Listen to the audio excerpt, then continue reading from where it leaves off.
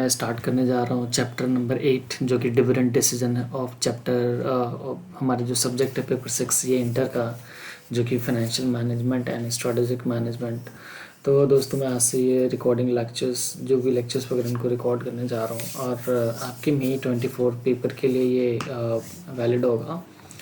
और इसके साथ साथ ही हम ए 1-1 पूरा एक क्योंकि इसमें एज यू नो दैट कि ये 30 मार्क्स का MCQs बेसिस भी है, तो हम practical approach as well as हम थ्योरेटिकल अप्रोच दोनों ही लेकर के चलेंगे, राइट।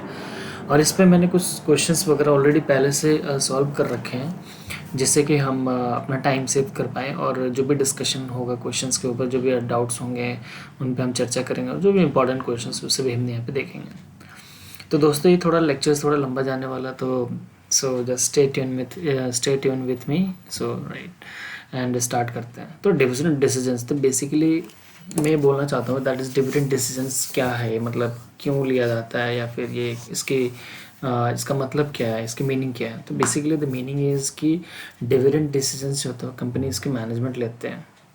जो भी आपने बड़ी कंपनीज देखी होंगी जो भी लिस्टेड है, राइट, तो वो क्या करते हैं अपने एग्जिस्टिंग शेयर होल्डर्स को that is dividend time to time basis पे इशू करते रहते हैं। जो भी आप तो आजकल तो जानते हैं कि सब के हाथों में डीमैट अकाउंट है और सभी स्टॉक्स ट्रेडिंग वगैरह में लगे हुए हैं या इन्वॉल्व हैं।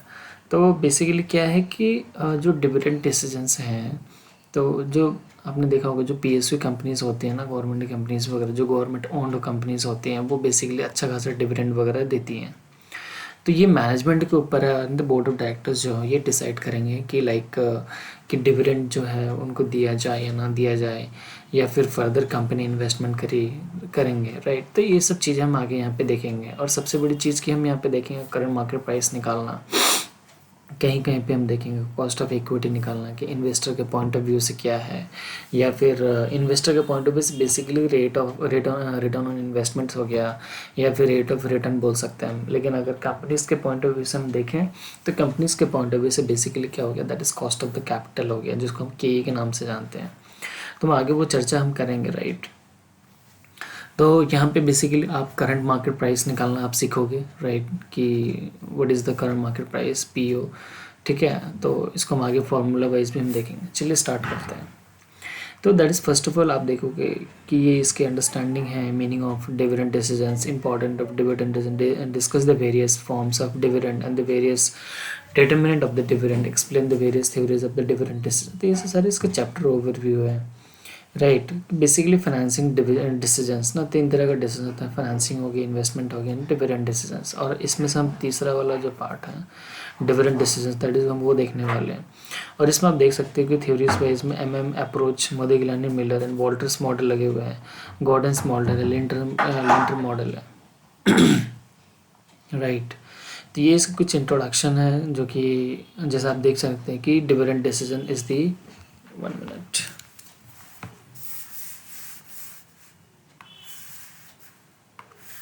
ये आप देख सकते हैं कि that is dividend decisions which is the most important areas of the management decisions, right.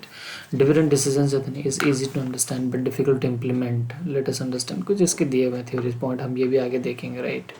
Meaning of dividend, तो आज का बेसिकली हमारा सेशन रहेगा कि हम प्रैक्टिकल फोकसली ज़्यादा करें, थ्योरेटिकल थोड़ा कम करें, राइट। ये सब बेसिक्स हैं जो आप भी यहाँ पे देख सकते हैं। Meaning of dividend, cash shares, right. ये एडवांटेजेस हो गए स्टॉक डिविडेंड के, limitation, significance of dividend policies क्या हैं, wealth maximisations, relationship between the return. हाँ ये एक इम्पॉर्टेंट चीज़ है जो कि ये ग्रोथ निकालना हमारे सारे क्वेश्चंस में ऑलमोस्ट आपको मिलेगा देखने को।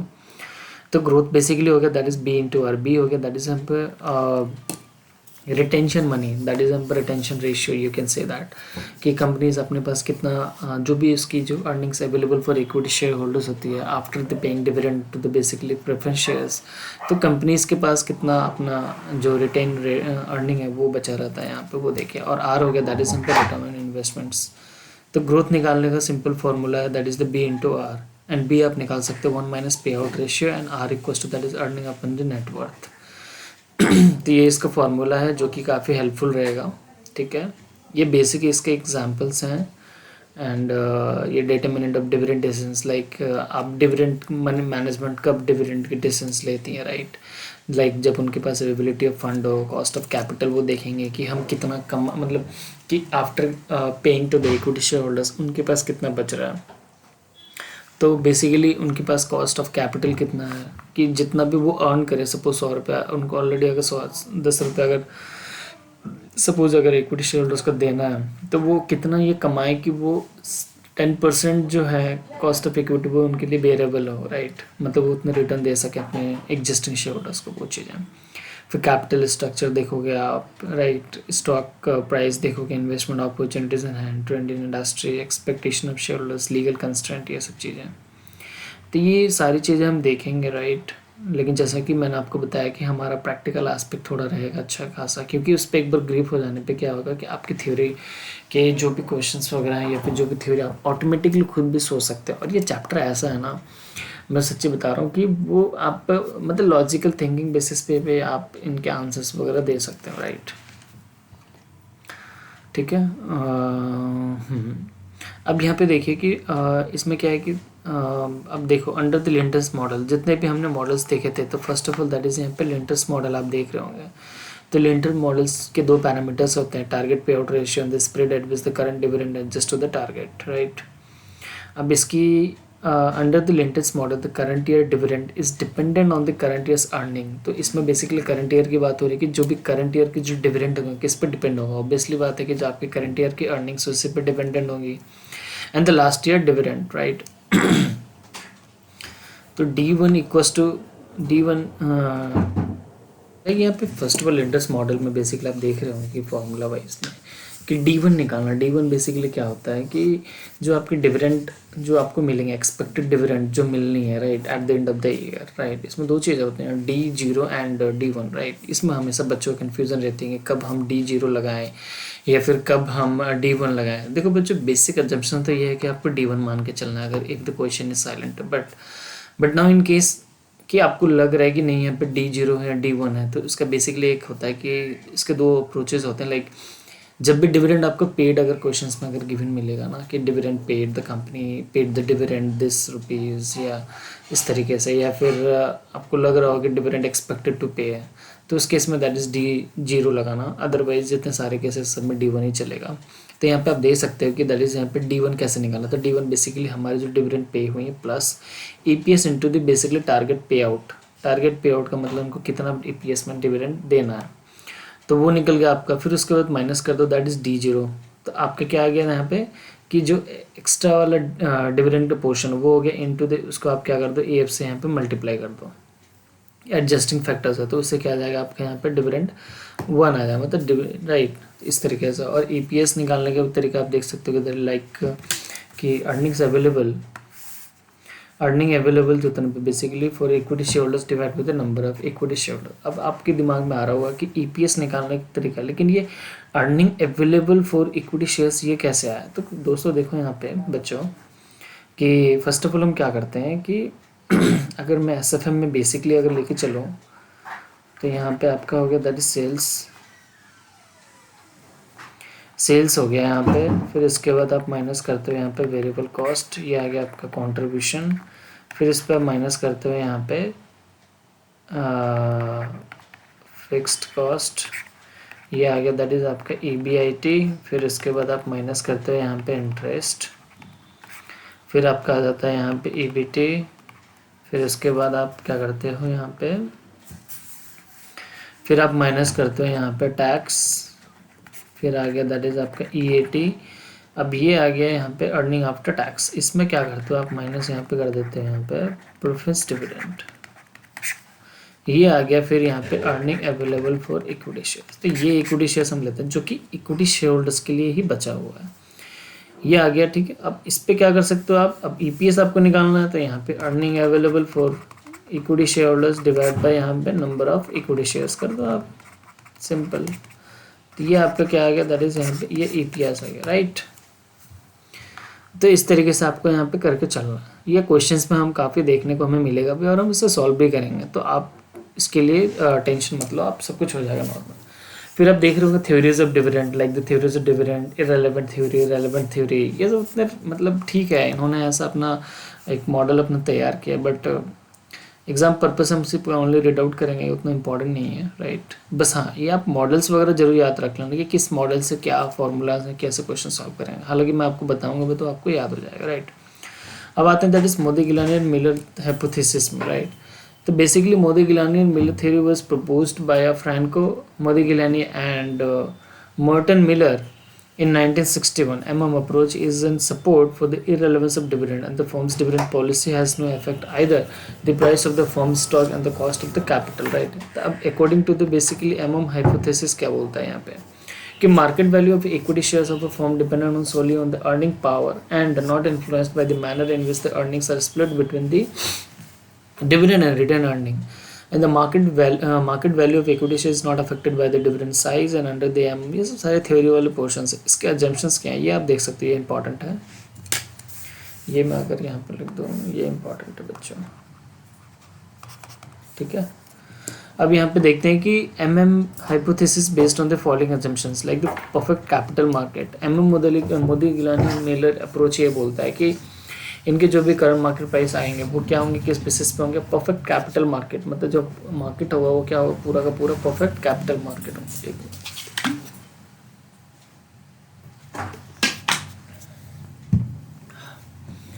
Right. And the firm operate in a market in which all the investors are rational and information is freely available to all, right. And the next one, that is the no taxes. There is no taxes or no tax discriminations between the dividend income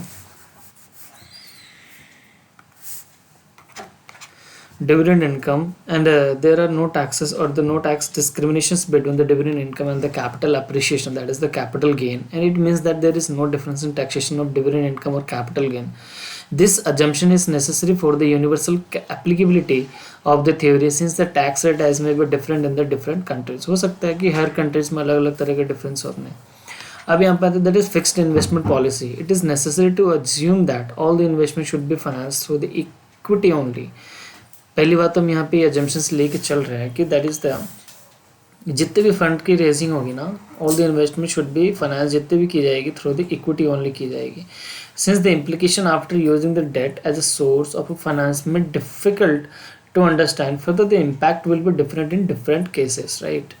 फिर उसके बाद हम देखते हैं that is no flotation cost. अच्छा, आपको पता है फ्लोटेशन कॉस्ट कब लगता है और ट्रांजेक्शन कॉस्ट? तो बेसिकली जब भी कंपनी अगर new equity share new shares market में इशू करती है ना, तो उस केस में उन्हें क्या करता है, फ्लोटेशन कॉस्ट लगता है, जो भी इशू चार्जेस वगैरह होते हैं उसे फ्लोटेशन कॉस्ट बोलते हैं, राइट। और ट्रांजेक्शन कॉस्ट भी बोल सकते हैं। तो यहाँ पे एक बेसिक एजम्पशन से इन्होंने ये ले लिया कि दैट इज द कि नो फ्लोटेशन कॉस्ट और transaction cost will be there, right. तो हमें एक ये एजम्पशंस लेके चलना है। आपको क्वेश्चंस में भी बेसिकली अगर मिलेगा तो भी अवॉइड करना, और हालांकि सही बताऊँ तो इसमें होता भी नहीं है। And the risk of uncertainty does not exist. Investors are able to forecast future prices. कि हम यहाँ पे ये मान के चल रहे हैं कि जो भी इन्वेस्टर्स है वो समझदार है, पढ़ा लिखा है, उसको चीज़ें समझ में आती है, उसको मार्केट थोड़ा सा ज्ञान है, ठीक है। तो ये बोला जा रहा है कि इन्वेस्टमेंट जो है कि इन्वेस्टर्स जो are able to forecast the future prices and dividend with certainty and one discount rate is appropriate for all the securities and all the time period, ठीक है। कि जितने भी इन्वेस्टर्स है able to forecast the future prices and dividend will be certain. Dividend क्या certain है, मतलब आपको मिलेगा ही मिलेगा। And the one discount rate is appropriate, discount rate and for all securities and all the time period के लिए आपको जो भी डिस्काउंट रेट होगा वो हम देखेंगे। डिस्काउंटिंग रेट क्या होता है, फ्लोटेशन कॉस्ट क्या मतलब कॉस्ट ऑफ इक्विटी, ये सारी चीज़ हम देखेंगे, राइट। अब आते हैं that is situation under the MM hypothesis, ठीक है। ये सारी इसके सिचुएशन है, from page the cash dividend from the reserve surplus, ये सब थ्योरेटिकल पॉइंट ऑफ व्यू के लिए जो कि आपके MCQs में हेल्पफुल होगा। हम भी इसको अलग से देखेंगे, बट अभी हमारा जैसे कि मैंने आपको बताया कि हमारा प्रैक्टिकल अप्रोच ज़्यादा मतलब रहेगा, ठीक है। तो ये दोस्तों देखो लाइक जैसे ये एग्जांपल में दे रखे कि दैट इज मार्केट, तो P1 निकालने का देखो सिंपल सा फॉर्मूला है एक। तो P1 अब कैसे निकाल रहे हैं यहाँ पे, that is the P0 1 + K - T1। अब यहाँ पे क्या है कि मैं इनको क्या कर रहा हूँ, यहाँ पे इनको मैं कंपाउंडिंग कर रहा हूँ यहाँ पे P0 × 1 + K जो भी रेट ऑफ डिस्काउंट है, फिर उससे माइनस कर दूंगा दैट इज D1, मतलब जो डिविडेंड से माइनस है, जो भी डिविडेंड वगैरह ड्यूरिंग द अर्न हुए ना, तो उनको हम यहाँ पे माइनस कर देंगे। तो यहाँ पे क्या आ जाएगा, दैट इज़ हमारा यहाँ पे ये P1 आ जाएगा, राइट। अब यहाँ बोला है कि if dividend are not paid, अगर डिविडेंड पे नहीं होता then the total number of equity shares will remain same and the no new shares are issued, right. और यहाँ पे वैल्यू ऑफ फॉर्म के हिसाब से देख लो यहाँ पे, तो वैल्यू ऑफ फॉर्म यहाँ पे निकालने का तरीका, हालांकि एग्जाम्पल अगर मैं आपको बता दूँ, चलिए एग्जाम्पल कर लेते हैं पहले।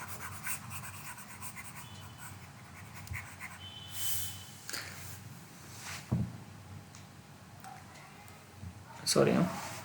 At the end of the current financial year, Dev Limited has 2 lakh outstanding shares, right? कितने शेयर्स हमारे,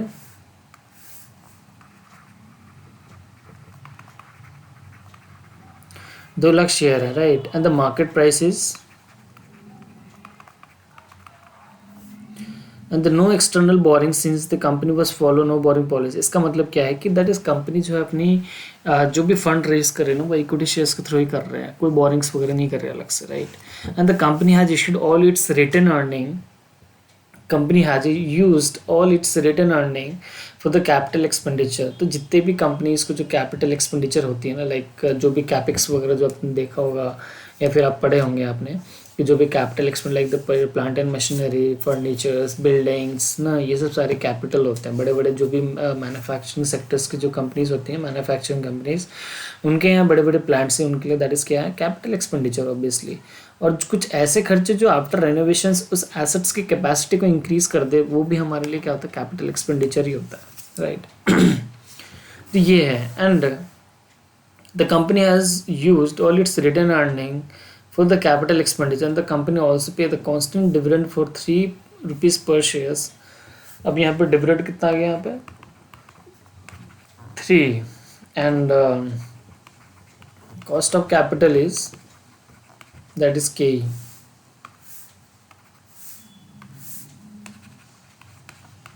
KE equals to that is 10%, right। KE equals to 10%। अब हमें क्या निकालना है कि now analyzing both the situations where the dividend are not paid and paid। तो पहले अगर हम देखें डिविडेंड अगर पे नहीं होता है, देन इस केस में पूछा है कि and the total number of equity shares remain the same as the no new shares are issued, right. जो हमारे एग्जिस्टिंग शेयर्स वही रहेंगे। तो फर्स्ट ऑफ ऑल हम यहाँ पे P0 निकालेंगे। P0 निकालने के लिए हमने फॉर्मूला क्या बनाया, कंपाउंडिंग का, तो ये हो गया। अब यहाँ पे माइनस डिविडेंड, तो डिविडेंड का तो हमारा ये क्या हो गया, दैट इज यहाँ पे ये 0 हो जाए, क्यों, क्योंकि D1 है ही नहीं कोई डिविडेंड, हम मान के चल रहे हैं इस केस में डिविडेंड नहीं है। एंड P0 इक्वल्स टू क्या हो गया आपके यहाँ पे 10 हो गया।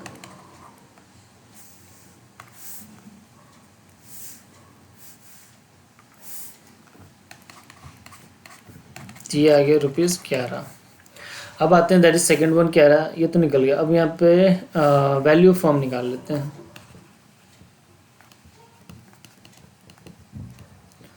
तो वैल्यू फॉर्म हमारी कितनी निकली है, दैट इज यहाँ पे ये 11 रुपये की इसका मार्केट प्राइस निकला, और हमारे पास शेयर्स कितने हैं, 2 लाख रुपए हैं। तो ये कितने की आ गए, दैट इज 22 लाख रुपए की ये वैल्यू आ गई इसकी। ये क्या है, ये आपकी वैल्यू फॉर्म है।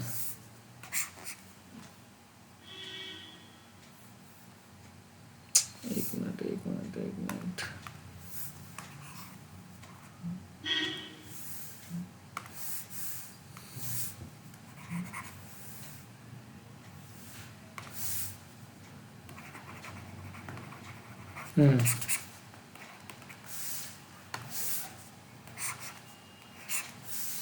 ये क्या है, दैट इज ये आपकी वैल्यू ऑफ फॉर्म है, राइट। अब सेकंड केस में क्या कह रहा है कि एज द कंपनी स्ट्रिक्टली, अच्छा ये तो हो गया आपका, और हाँ, as the company strictly follow the no borrowing policy then to pay the dividend. अब यहाँ पे डिविडेंड पे किया जा रहा है यहाँ पे, तो इस केस में आप देखिए, तो इस केस में हम निकाल सकते हैं दैट इज यहाँ पे P1, यस निकाल सकते हैं। तो ये हमने यहाँ पे दैट इज P1 निकाला, and P0 same as formula, आपको क्या करना है, कंपाउंडिंग करना है यहाँ पे, एंड माइनस कर देना दैट इज यहाँ पे डिविडेंड 1। तो ये 10 रुपये आ गया ये यहाँ पे, और ये डिविडेंड कितना का था यहाँ पे, एक मिनट,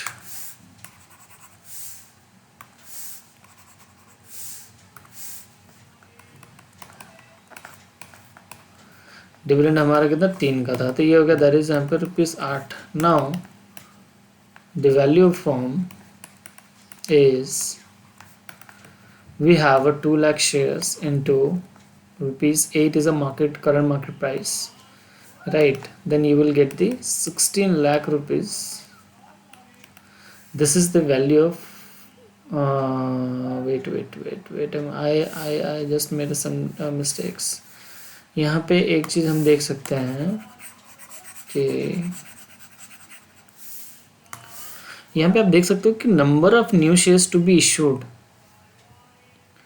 तो इसके लिए हम क्या करेंगे यहाँ पे, तो number of new shares to be issued. तो पहली बात तो हमारे लिए हो जाता है दैट इज फंड रिक्वायर्ड, जो कि हमें गिवन नहीं है क्वेश्चंस में। तो हम इसका मान लेंगे that is the total dividend to be paid and divide by that is P1। तो फंड रिक्वायर्ड हमें कितने के 2 लाख इंटू दी 3, जितना हम टोटल डिविडेंड पे करेंगे, क्योंकि ऑब्वियसली बात है ना, जितना हम डिविडेंड पे कर रहे हो तो हम हमारे पास से जा रहा ना। ठीक है, अब यहाँ पे P1 कितने की हो गया 10, P1 इज ₹8, तो यहाँ पे हो गया that is 6 lakh rupees divide by 8 equals to that is 75,000 the new shares we are going to issue, need to be issued, right? And the next one, that is the we will calculate, and the again value of firm is the price, the CMP is 8 rupees into the how many number shares we have right now after issuing the new shares, that is the 2 lakh plus 75,000 equals to 2,75,000 into 8, and how much it is, right? 22 lakhs rupees. This is the basically value of firm, right? तो इस तरीके से हम क्या करेंगे, value of form हम यहाँ पे निकाल सकते हैं। नेक्स्ट चलते हैं यहाँ पे, तो this it can be seen from the above example the value of the firm remain the same in the earlier case. Earlier case में भी आप देख सकते हो 22 लाख की जब आपने डिविडेंड इशू नहीं करी, तो जब आपने डिविडेंड नहीं दी तो उस केस में आपको न्यू शेयर्स निकालने की सच नीड नहीं हुई। बट जैसे कि नेक्स्ट केस में आप देख सकते हो कि आपने यहाँ पे डिविडेंड दिया तो आपको डिविडेंड पे करने के लिए क्या चाहिए, पैसे चाहिए। पैसे कहाँ से आएंगे, इन्वेस्टमेंट से। पैसे आपने न्यू शेयर्स इशू करा हुआ तभी तो वहाँ से आएंगे। तो आपने क्या करा, आपने टोटल मतलब फंड्स रिक्वायर्ड वो कितनी हो गया, that is total dividend to be paid, जितने पे होने मतलब 8 रुपये की आपकी वैल्यू थी, प्लस 3 रुपये की आपको डिविडेंड की DPS था, आपने डिविडेंड पर शेयर आपने कंपनी ने इशू कर रखा था, और उसमें क्या होगा 2 लाख रुपये करके per share year divide by 8, तो 75,000 that is new number of shares that need to be issued to get this amount, right. अब उसके लिए फिर आपने क्या करा कि ₹8 जो कि आप क्या है दैट इज यहाँ पे करंट मार्केट प्राइस ऑफ पर इक्विटी शेयर्स है इंटू द ₹2,75,000, तो 22 लाख जो है टोटल वैल्यू फॉर्म। मतलब हम ये मान के चल रहे हैं कि 2,75,000 कंपनी ने ओवरऑल शेयर्स इशू कर रखा, पहले के 2 लाख थे, 2,75,000। तो thus it can be seen that the above example that the value form remain the same in the either cases, right? Hypothesis is primarily based on the arbitrage argument, right? And though the arbitrage process hypothesis discuss how the value form remain the same whether the firm pays dividend or not, कि भले ही dividend दे या ना दे, इस model के according आपका value form रहेगा वो constant ही रहेगा। And here the market price of the shares can be calculated as follows. अब यहाँ पे आप देख सकते हैं, you can see here the how we are going to calculate the market price, right. तो that is the P0 equals to that is P1 plus D1 and 1 plus K। तो P1 plus D1 equals to that is the total amount we will get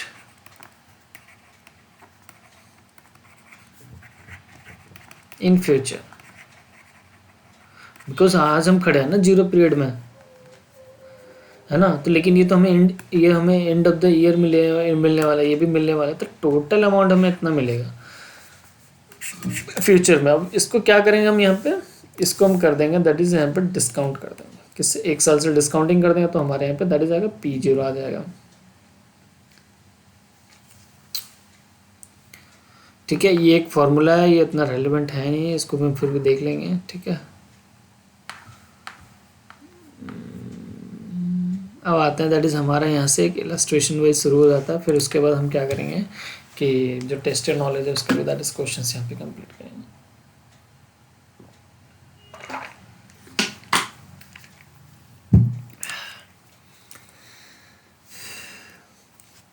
एक minute. हाँ,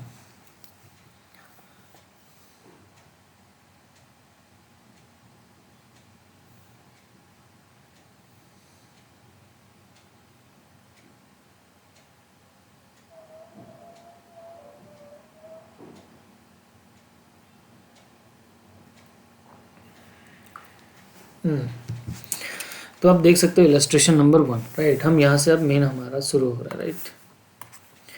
कह रहा है कि AB engineering limited belongs to the risk class for which the capitalisation rate is 10%। That is, ये हमारा क्या हो गया, ये हमारा कॉस्ट ऑफ इक्विटी हो गया, राइट। हम यहाँ पे मान के चलेंगे ये हमारा क्या है, cost of equity. And it currently has outstanding कितने 10,000 हमारे पास शेयर्स है, जो कि सेलिंग कितने में बिक रही है, यहाँ पे 100 रुपये करके एच है। And the firm is contemplating the declaration of a dividend. अब कंटेम्पलेट मतलब कंपनी कितनी सोच रही है डिविडेंड डिक्लेयर करिए, 5 रुपये पर share at the end of the current financial year. And it expect to have a net income कितने पास है इनके यहाँ पे 1 लाख रुपए की। And the proposal for the making the new investment is that is 2 lakh rupees.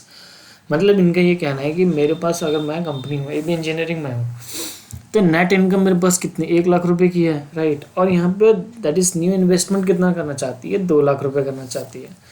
तो now the question is asking from us like कि what is the value of the firm and the sorry, the value of the firm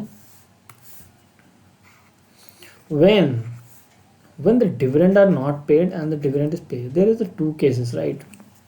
आपको पहला cases और second case में दोनों में that is answer देना है कि डिविडेंड अगर ना पेड करूँ तो what will be the value of firm and the when the dividend will be paid then what will be the basically value of the firm. Okay guys, अब हम यहाँ पे देखते हैं। अब यहाँ पे देखो, जैसे कि मैंने यहाँ पे लिख रखा है कि K इक्वल्स टू 10%, शेयर्स हमारे पास 10,000 करके 100 ईच करके, एंड DPS इज ₹100, राइट। अच्छा, ये जो मैं स्ट्रेटेजी ले रहा हूँ ये टाइम सेव करने के लिए हो रहा है, ताकि मैं सोल्यूशन साथ में, तो मैं आपको पता इसमें बता दूँ कि क्या लॉजिक क्या है कॉन्सेप्ट के, राइट। अगर आपको ये स्टाइल अगर पसंद आता है तो फिर आप वीडियो को लाइक करें, सब्सक्राइब करें और कमेंट भी करें उस पर, और अगर नहीं आता तो भी आप कमेंट करें। और मेरा टारगेट ही ये है कि एटलीस्ट इस वीडियो पे 1000 लाइक आने चाहिए, और ऑब्वियसली बात है आप लाइक करोगे तो मेरी मोटिवेशनल लेवल काफ़ी बढ़ेगी, और मैं और अच्छे मतलब क्वालिटी वाइज और अच्छे आपके लिए वीडियो लाऊँ, ताकि आपको SFM फाइनेंशियल मार्केट जो भी पेपर, जिन बच्चों को डर लगता है बहुत ही आसान उनको फील हो, और मतलब वो अच्छे से इसमें एग्जाम्शंस क्रॉस करते, राइट। क्योंकि मैं जब इंटर में था तो ये मतलब मेरे को तो बहुत ही अच्छा लगता था, और आज के डेट में भी ये मुझे बहुत ही पसंद है, राइट। तो ये रीज़न है, राइट। अब चलो देखते हैं। तो DPS हमारे पास दिया हुआ that is 100 and dividend eight the end of the year 1 that is the net income इतना। अब यहाँ पे अब इसका देखते हैं। अब यहाँ पे value from the when the dividend are not paid, right. तो यहाँ पे देख सकते हैं calculate the price at the end of the period. तो K इतना दे रखा है यहाँ पे, D1 equals to that is यहाँ पे 0 है। तो अब यहाँ पे प्रेजेंट वैल्यू कैसे निकाल रहे हैं, ये P0। तो P0 जैसे कि हमने ऊपर देखा that is the P1 plus D1 upon 1 plus K। तो यहाँ पे हमें कितना दे रखा है, दैट इज यहाँ पे ये हमें दे रखा है, यहाँ पे P1 नहीं दिया हुआ है, प्लस डिविडेंड अगर देखें कि डिविडेंड नॉट पेड के केस में है ना हम, तो यहाँ पे ये हो गया। और इस केस में दैट इज देखो कहीं पे K दिया हुआ, यस दिया हुआ। तो यहाँ पे आप P1 की वैल्यू निकालोगे, यहाँ पे 110 रुपये, यस आ जाएगी। बड़ा ही आसान है, इतना तो मैथमेटिक्स है। अगर जिन बच्चों को इसमें भी दिक्कत है तो वो कमेंट करें, मैं और थोड़ा डिटेल में इन सब के लिए वीडियो बना सकता हूँ, right. And the next one that is अब calculation of fund required for the investment, right. Calculation of fund required for the investment. तो गाइज एक बेसिक सा फंडा आप देखो ना कि मेरे पास, मैं कंपनी हूँ, मेरे पास खुद की अर्निंग 1 लाख रुपये पड़ी है, मुझे लगाने कितनी 2 लाख रुपये पड़ी है। 2 लाख रुपये मैंने डिविडेंड दिया नहीं, तो मेरे पास कितने हैं, 1 लाख ही है, क्योंकि 1 लाख में से मैंने डिविडेंड दिया ही नहीं है। अब ये देखते हैं कि फंड अवेलेबल फॉर इन्वेस्टमेंट। अब इन्वेस्टमेंट के लिए फंड कितनी पड़ी मेरे पास, 1 लाख रुपये की, और रिक्वायर्ड कितनी 2 लाख रुपये। तो मेरे को एक्स्ट्रा कितना देने, मतलब बैलेंस फंड रिक्वायर्ड कितनी की होगी, 1 लाख रुपये की होगी, क्योंकि मेरे को इन्वेस्टमेंट करनी 2 लाख रुपये। है मेरे पास 1 लाख, तो 1 लाख ही मैं मतलब फंड, मेरे को एडिशनल फंड चाहिए ना, और तभी तो मैं इन्वेस्टमेंट कर पाऊँगा। तो ये है तो step 3 for calculation of the shares required to be issued for the balance fund. अब तो 1 लाख जो मेरे को चाहिए और वो कहाँ से आएंगे? मैं मार्केट से उठाऊंगा, या तो बैंक से उठाऊंगा, या फिर थर्ड पार्टी जो प्राइवेट लेंडर्स होते हैं उनसे उठाऊंगा, या फिर जो शेयर होल्डर्स हैं स्टॉक मार्केट में उनसे उठाऊंगा। तो बढ़िया होता है कि दैट इज़ आप शेयर मार्केट में ही क्या करो कि वहीं से लिस्टेड करवा करके वहीं से फंड रेज कर लो, तो बेस्ट ऑप्शन ही होता है। तो now you can see here the number of the basically shares, how we will compute the number of shares that will be issued to the existing shareholders for getting the required funds for the our investments, right? तो यहाँ पे fund required हो गया, that is यहाँ पे 1 लाख रुपए, और ये हो गया दैट इज़ यहाँ पे हमें 1 लाख की ज़रूरत थी और ये 110 हो गया। तो computation of the basically value of form, value form कैसे आएगी यहाँ पे? तो वैल्यू ऑफ फॉर्म आ गई दैट इज़ यहाँ पे देखो, अब यहाँ पे P0 है आपके पास कितने हैं, दैट इज़ यहाँ पे 10,000 प्लस 1 लाख रुपया, ये 110।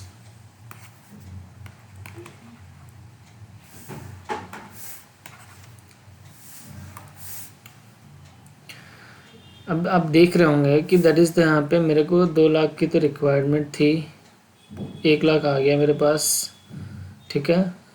और यहाँ पे नंबर ऑफ़ शेयर्स ही आ जाएंगे, 1 लाख डिवाइड बाई 110 का होता है नंबर ऑफ़ शेयर्स, और एग्जिस्टिंग में मेरे पास कितना नंबर ऑफ 10,000 ही है, 10,000 है, तो मेरे पास एडिशनल आ जाएंगे यहाँ पे एडिशनल कितने आए थे, यहाँ पे एडिशनल, 1 मिनट मैं अपना कैलकुलेटर ले लूँ, या फिर चलो यहीं से कर लेते हैं।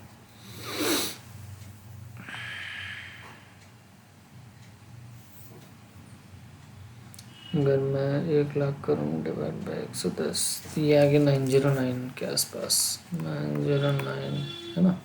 तो हम शेयर्स में कभी भी डेसिमल में नहीं लेते, 909 ही मानेंगे यहाँ पे।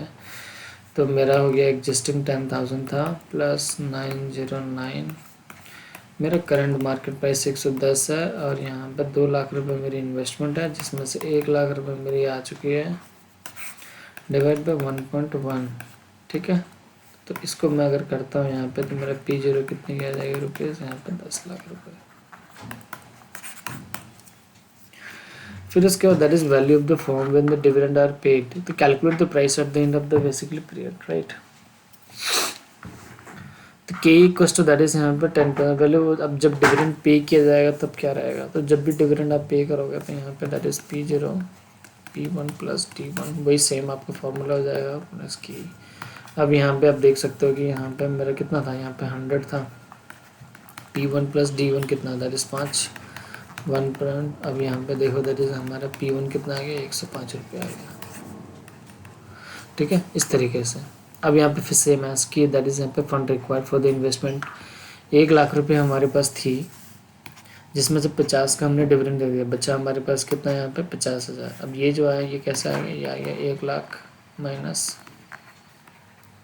50,000। फिर इसके बाद टोटल इन्वेस्टमेंट कितनी की थी, 2 लाख रुपए की थी, तो जिसमें से आपने यहाँ पे आपके पास फंड अवेलेबल कितने हैं आफ्टर पेइंग द डिविडेंड, 50,000 बची है ना। तो आपके और कितने चाहिए, आपको यहाँ पे 1.5 लाख रुपए चाहिए और, ठीक है। फिर इसके बाद that is third number of shares to be required same as 1.5 lakh divide by 105, क्योंकि करंट मार्केट प्राइस आपकी कितने की है, 105 की है।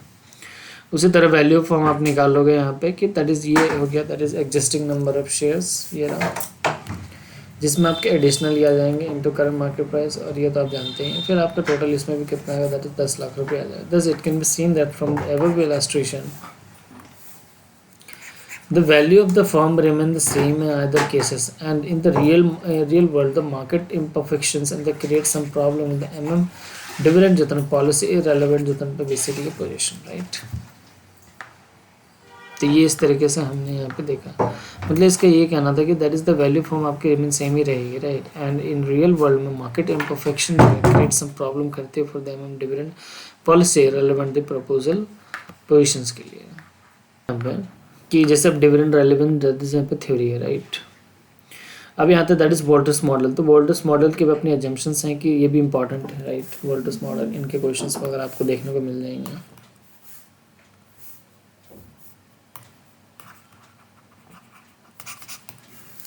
ठीक है। फिर उसके बाद आप देखो यहाँ पे कि डिविडेंड वॉल्टर्स मॉडल, तो basically assumptions of the Walter model क्या है, तो Walter approach is based on the following assumptions कि जितने भी investment proposal of the firms के are to be finance through the basically return earning only. अब इसमें क्या है कि कंपनी के पास क्या रिटर्न अर्निंग है, जैसे कि मैंने आपको बताया कि earning available for equity shares कैसे है। तो ये एजम्पशंस वॉल्टर्स क्या लेता है, एजम्पशंस की बेस पहली बात तो आपके पास की खुद की आपके रिटर्न अर्निंग होगी। दूसरा कह रहा है that is rate of return, that is the key rate of return, that is यहाँ पे शेयर होल्डर्स के पॉइंट ऑफ व्यू से बोलते हैं, और कॉस्ट ऑफ कैपिटल जो होता है दैट इज वो किसके, वो कंपनी के पॉइंट ऑफ व्यू से, जो कि दोनों क्या कांस्टेंट है। तो basically are that is rate of return into the basically K and K both are the basically constant, right. तो हम यहाँ पे इक्वली मान के चलेंगे, इक्वली दैट इज कैसे के इक्वल्स टू आर, और we can say R equals to that is के।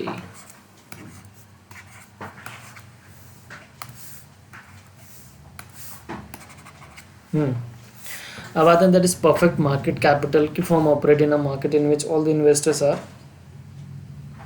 investors are rational and information that is freely available to all, and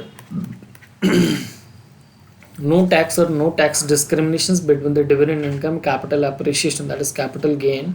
It means that there is no difference in taxation of dividend income, capital gain, मतलब कोई differences नहीं है, दोनों के equally हम मान के चलेंगे। And this assumption is necessary for the universal applicability of the theory, since the tax rate may be different in different जो पे countries को हो सकता है, that is tax rate ना different countries में या फिर different जगह पे tax rate अलग हो सकता है। तो हम यहाँ पे क्या मानेंगे, that is यहाँ पे कोई discrimination नहीं होगी, जो टैक्स रेट यहाँ होगा वही यूएसए में होगा, वही कनाडा में होगा, सबको हम इक्वली लेकर के चलेंगे, राइट।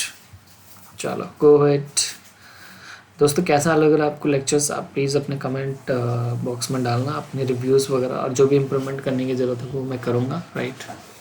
अब यहाँ पे देखिए वोल्टर्स मॉडल, अच्छा ये भी कहता है कि इसमें कोई फ्लोटेशन कॉस्ट और ट्रांजेक्शन कॉस्ट नहीं है, right. And the basically and perpetual life firm has a perpetual basically going concern का assumptions हो जाता है, that is the company will consistently going on, company रुकने वाली नहीं है, कंपनी बंद नहीं होने वाली, सो इसका टेंशन मत लेना, राइट। कि अरे इसका तो शेयर प्राइस ऐसे जीरो आ गया या जो भी आ गया, 2 रुपये 3 रुपये, कंपनी की गोइंग कंसर्न्स पे सबसे बड़ा क्वेश्चन हो गया।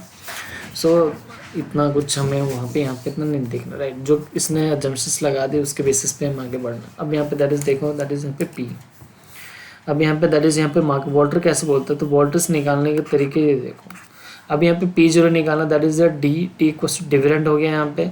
अब यहाँ पे ये D0 है, ये D1 है, ये हम क्वेश्चंस के टाइम में देख लेंगे, राइट। अगर डिविडेंड अगर पेड होगा तो ये क्या होगा, 0 हो जाएगा। एक्सपेक्टेड टू पे होगा तो ये 0 हो जाएगा। अदर केस में क्या होंगे, ये D1 हो जाएंगे, मतलब dividend paid at the end of the year, dividend to be paid जो पे होने वाले हैं। एंड ये हो गया, दैट इज़ यहाँ पे EPS देख रहे होंगे आप, ये MPS हो गया P0, राइट पी, एंड ये हो गया DPS, फिर इसका R हो गया, दैट इज़ यहाँ पे इंटरनल रेट ऑफ रिटर्न बोल सकते हो, या ROI बोल सकते हो, एंड के दैट इज़ यहाँ पे कॉस्ट ऑफ कैपिटल। ये बेसिकली क्या बोलते हैं, R इक्वल टू हो गया, दैट इज़ आपका रिटर्न ऑन इक्विटी भी हो गया ना।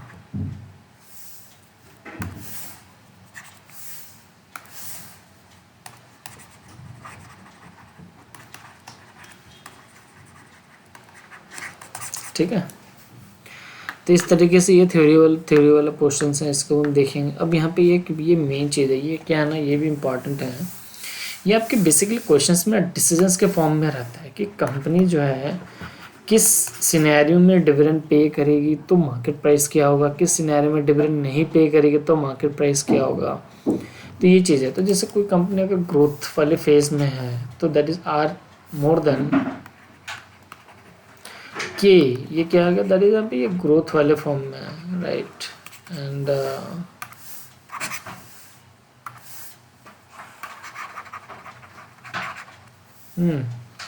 And correlation between the size of dividend and the market price of shares, दोनों क्या दैट इज नेगेटिव है, राइट। एंड ऑप्टिमम डिविडेंड पे आउट रेशियो 0। तो इस केस में जब भी होगा ना, इसका क्या मतलब है कि दैट इज कंपनी, इसको ऐसे लिख सकते हैं, कंपनी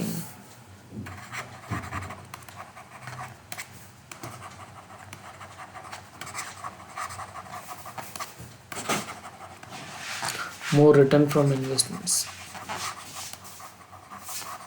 ऑब्वियसली बात है, कंपनी के पास ज़्यादा रिसोर्सेस है, उनके पास अपने पोर्टफोलियो मैनेजर्स वगैरह हैं, उनकी अपनी ट्रेजरी डिपार्टमेंट है जो ये डिसाइड करती हैं कि हम जो भी हमारे पास आइडल कैश पड़ी है रिटर्न ऑन इनकम कहाँ बेहतर इस्तेमाल करें, जिससे कि रेट ऑफ रिटर्न मतलब जो भी उनके जो एफडी के नॉर्मल रिटर्न से तो खैर बढ़िया है। और ऑब्वियसली बात है आजकल की मार्केट इतनी भी हाई पर है, जिससे कि आप अभी लेटेस्ट न्यूज़ देख ही रहे हो कि मोदी गवर्नमेंट की 3 स्टेट में गवर्नमेंट बन चुकी है, राइट। और निफ्टी अभी ऑल टाइम हाई पे चल रहा है यहाँ पे। तो ये सब सारी रीज़न है। तो कंपनी जो है वो क्या करते हैं, अपने शेयर्स अपने जो भी उनके रिटर्न अर्निंग उनके पास जो पैसा पड़ा उनको अच्छे शेयर्स में इन्वेस्ट कर देती है, राइट, जिससे उनको बेटर रिटर्न मिल पाए। तो इस केस में कंपनी जो है वो डिविडेंड को क्या करेगी, जीरो इशू करेगी, राइट। तो यहाँ पे आपका डिविडेंड जो है वो क्या होगा, बिल्कुल जीरो हो जाएगा, क्योंकि कंपनी ऑब्वियसली नहीं देगी। कंपनी का पैसा वो इन्वेस्ट करेगी मार्केट में, तो वो बेटर रिटर्न उससे यहाँ पे कमाएगी, राइट। फिर नेक्स्ट वन आ जाते हैं, दैट इज यहाँ पे आर इक्वल्स टू,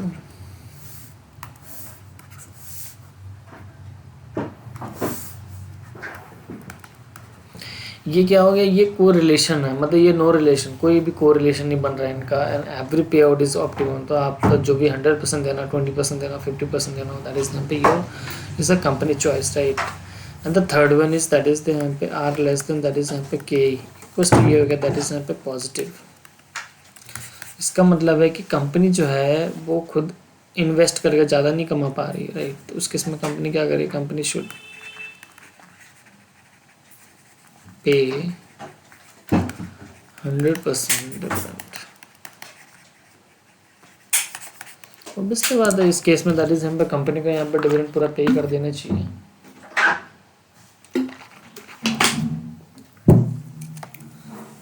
है ना।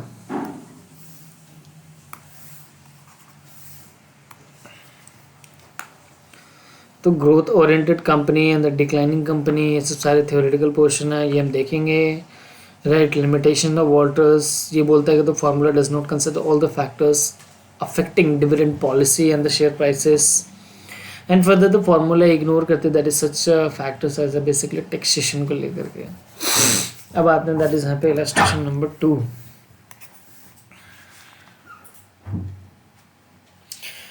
अच्छा, एक है कि जैसे के यहाँ पे कितने की है, जैसे आप देख सकते हो ना, इलस्ट्रेशन नंबर 2 है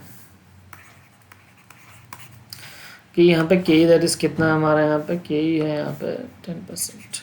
ये सॉरी ये तो एमपीएस हो गया हमारा, यहाँ पे ये हो गया दैट इज यहाँ पे return on investment, that is यहाँ पे ये के हो गया। और उस केस में फिर यहाँ पे दैट इज यहाँ पे एंड 12%। तो basically capitalisation rate and the return on investment, एक मिनट। तो ये तो हो गया मेरा कैपिटलाइजेशन रेट ना, दैट इज यहाँ पे ये हो गया हमारा के और ये हो गया हमारा यहाँ पे are.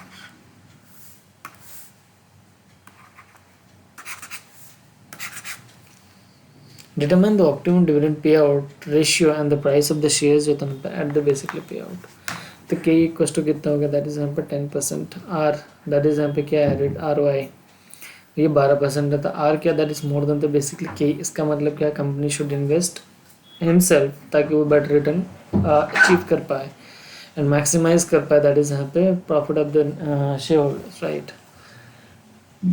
It means the company should invest all his money in the market, the R more than the K, that is the optimum payout, that is in case the dividend will be 0, right।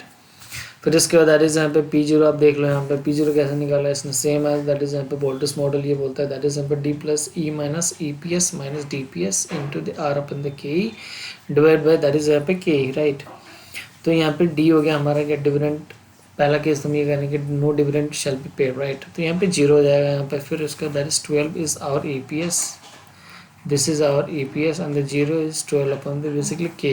तो ये हमारा कितना आ गया, that is ये हमारा आ गया यहाँ पे 120 रुपये आ गया ना P0।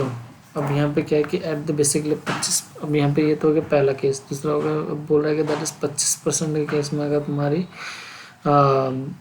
क्या रहेगी, तो एट द पे आउट क्या रहेगी, राइट, पे आउट रेशियो। तो बेसिकली यहाँ पे तो D equals to that is कितने की होगा, दैट इज 2.5 प्लस यहाँ पे दैट इज यहाँ पे, अब यहाँ पे क्या है, दैट इज 50% जो था पे पे आउट रेशियो। तो P0 इक्वल्स टू क्या होगा, दैट इज यहाँ पे, अब यहाँ पे देखिए कि लाइक कि 50% पे आउट मतलब 50% डिविडेंड जो है वो आपको दिया जा रहा है, राइट। तो अब यहाँ पे P0 आप कैसे निकालोगे, तो यहाँ पे दैट इज यहाँ पे D क्या है आपका, यहाँ पे 5 रुपये है, राइट 5 रुपीज़ है, जैसे कि आप देख सकते हैं कि आपका जो डिविडेंड है वो कितना था यहाँ पे 25% है, तो 10 का 25 अब यहाँ पे देख लो दैट इज परसेंट पे 110 आ गया, 75% पे दैट इज ये, 100% पे दैट इज ये, उस तरीके से क्वेश्चन सॉल्व हो जाएगा।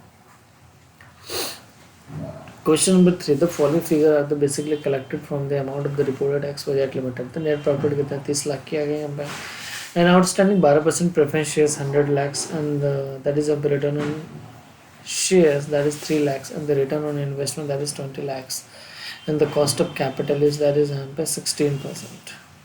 हो गई ये आप देख रहे हो 100% पे आउट में, दैट इज यहाँ पे आपका डिविडेंड कितने की 10 की हो गई, यहाँ पे हो गया ईपीएस माइनस यहाँ पे डीपीएस, फिर आर अपन देखिए तो इस तरीके से दैट इज यहाँ पे ये हमारा प्राइस निकल गया। फिर एजम्पशंस हैं इसके, आप आते हैं दैट इज गॉर्डेंस मॉडल में। गॉर्डेंस मॉडल भी दैट इज क्या है, ये भी इम्पोर्टेंट है, ये आप टिक कर लेना। राइट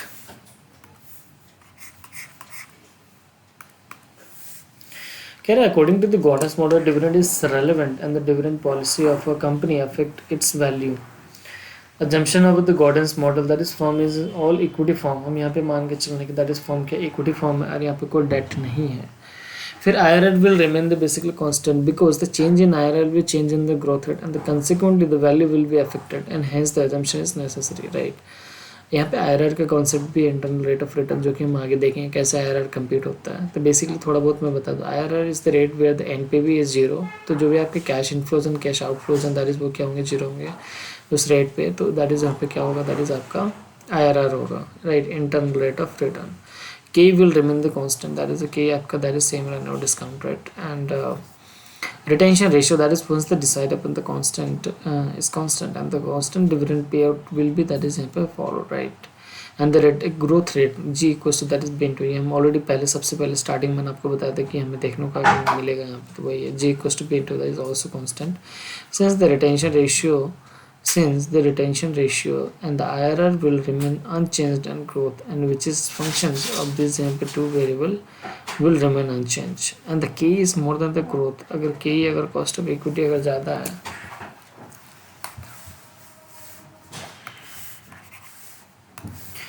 K अगर आपके पास ज़्यादा assumptions necessary based on the principle that the series of geometric progressions and number of equity, तो हम आगे देखें। फिर all the investment proposals वगैरह performance तो basically नहीं रिटर्न आने।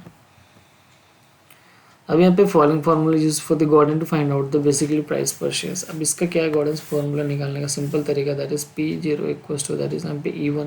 पहले हम क्या करेंगे, अभी तो हम फिलहाल वैसे पढ़ रहे हैं राइट, फिर बाद में हम क्या करेंगे सबको एक समराइज फॉर्म में ले आएंगे जिससे कि आपको रिविजन के टाइम में क्या हो दिक्कत ना हो कि कौन से फार्मूलाज में क्या है, किस मॉडल का कौन सा फार्मूला है। राइट तो P0 equals to that is यहाँ पे E1 into the 1 minus B। Right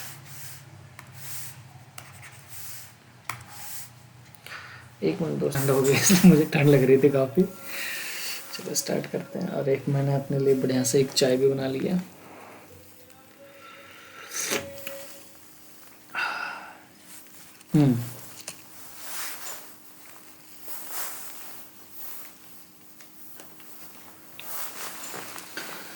तो बेसिकली आप यहाँ पे ये देख लो कि दैट इज़ यहाँ पे ये हो गया हमारा गवर्नेंस मॉडल, ये बोलता है राइट कि दैट इज़ यहाँ पे कैसे P0 यहाँ पे निकलेगा। तो P0 भी दैट इज इसका सिंपल सा है कि जैसे कि हमने ऑलरेडी भी देखा था कि लाइक ये P0 इक्वस्ट हो गया दैट इज यहाँ पे ये E1 EPS हो गया यहाँ पे इंटू 1 माइनस B।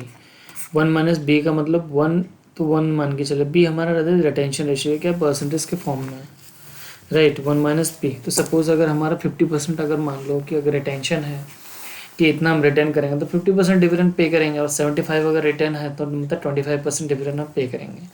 और EPS का ही अगर DPS अगर मुझे निकालना होगा यहाँ पे तो मैं कैसे निकाल सकता हूँ, EPS इंटू द बेसिकली यहाँ पे डिविडेंड पे आउट रेशियो। और अगर मुझे निकालना हो रिटेंशन अमाउंट कितने की है तो सेम एज दैट इज यहाँ पे EPS into the basically return that is यहाँ पे जो रिटर्न रेशियो होगा वो ले लूँगा। तो मेरा ये भी आ गया, ये भी आ गया इस तरीके से। तो यहाँ पे हम क्या करते हैं फिर उसके बाद दैट इज़ यहाँ पे cost of equity minus B into are.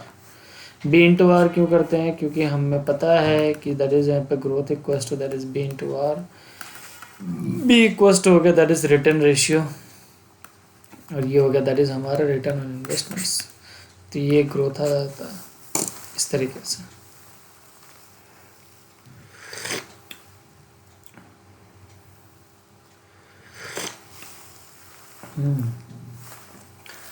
अब आते हैं नेक्स्ट। अब इसका देखते हैं दैट इज यहाँ पे क्वेश्चन नंबर 4, राइट। यहाँ पे देख सकते हो that is the following figures are collected from the annual report of the XYZ limited. तो नेट प्रॉफिट यहाँ पे गिवन है, and outstanding shares, outstanding preference shares कितने के 10 लाख रुपए। ये भी क्वेश्चंस बढ़िया बेसिक अंडरस्टैंडिंग के लिए। नंबर ऑफ इक्विटी शेयर्स दे रखा है, ROI दे रखा है, तो के दे रखा है। आपको बोल रखा है यहाँ पे कि दैट इज यहाँ पे calculate the price per shares using the Gordon's model when the dividend पे आउट रेशियो 25%, 50% एंड 100%, राइट। कि डिविडेंड आपकी जो पे आउट होगी दैट इज कितना 25% होगी, 50% होगा, और यहाँ पे 100% होगी। तो यहाँ पे अब देखो नेट प्रॉफिट क्या है, तो ये पूरा एक क्वेश्चन के पहले फॉर्मेट समझो कि कंपनी के पास में ऑलरेडी दैट इज प्रॉफिट दे रखी है, प्रेफरेंस डिविडेंड दी हुई है। तो आपका खुद दिमाग चलना चाहिए यहाँ पे कि लाइक मेरे पास अगर मेरा नेट प्रॉफिट है तो मेरे पास इक्विटी शेयर होल्डर्स के लिए कितना है। तो ऑब्वियसली बात है कि जो आपको प्रेफरेंस शेयर्स अगर क्वेश्चंस में गिवन है, मतलब प्रेफरेंस डिविडेंड उसमें से माइनस नहीं है। So just you have to less from the out profit कि भैया इसमें से हम इतना प्रेफरेंस डिविडेंड माइनस करेंगे, then the earning available for, जो भी अर्निंग्स आएगी वो किसके लिए आएगी, that is equity share holders के लिए आएगी, राइट।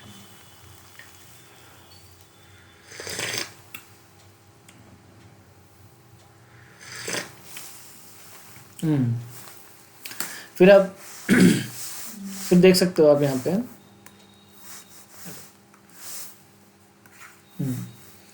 तो यहाँ पे नेट प्रॉफिट हमारा कितना, दैट इज यहाँ पे 30 लाख है यहाँ पे। फिर प्रेफरेंस डिविडेंड कैसे आया होगा, प्रेफरेंस डिविडेंड आया होगा यहाँ पे इनका कितना, दैट इज यहाँ पे 100 लाख है। अब इस पर अगर मैं 12% करता हूँ तो ये कितना आएगा, दैट इज यहाँ पे 12 लाख आएगा यहाँ पे। तो वो 12 लाख हमने माइनस कर दिए यहाँ पे।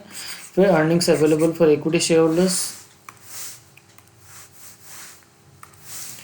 फिर उसके बाद नंबर ऑफ शेयर्स हमने कर लिए यहाँ पे। ये क्या है, दैट इज ये शेयर्स के फॉर्म में है, 3 लाख शेयर्स। तो डिवाइड बाय हमारे पास क्या आएगा, that is EPS equal to that is 6 रुपये का अर्निंग पर शेयर्स है।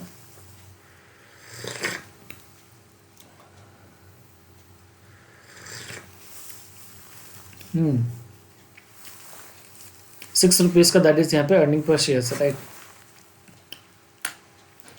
अब यहाँ पे क्वेश्चंस क्या कहते हैं कि दैट इज द डिविडेंड पे आउट। आपको क्या निकालना है, that is price per shares निकालना है, राइट। कब, जब आपका डिविडेंड कितना हो, that is if the pay out is 25%, तो आप उस केस में दैट इज आपका अर्निंग प्राइस पर शेयर्स क्या हो, that is the market price per share, that is the P0 आपको निकालना है यहाँ पे। तो P0 इक्वल टू हो गया दैट इज यहाँ पे अच्छा जो ये होता है मैं इसको हटा देता हूँ ना, ताकि ये हमारे नेक्स्ट रिविजन में भी हेल्पफुल हो जाए।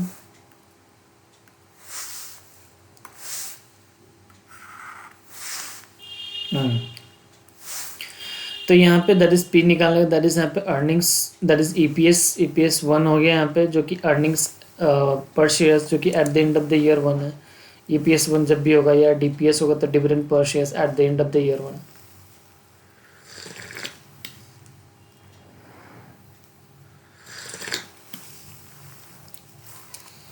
तो यहाँ पे दैट इज यहाँ पे E1 into 1 minus B, logic मैंने आपको बता ही दिया। फिर K equals to K minus the B into R, इस तरीके से करके हम क्या निकालेंगे यहाँ पे, दैट इज द P0 कितना निकला हमारा।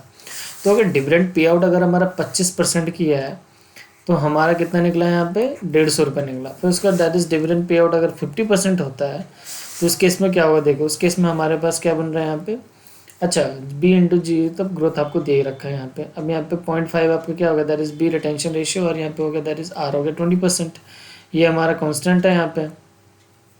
तो इस तरीके से दैट इज हमारा 50 रुपीज़। फिर 100% होता है तो दैट इज 37.5।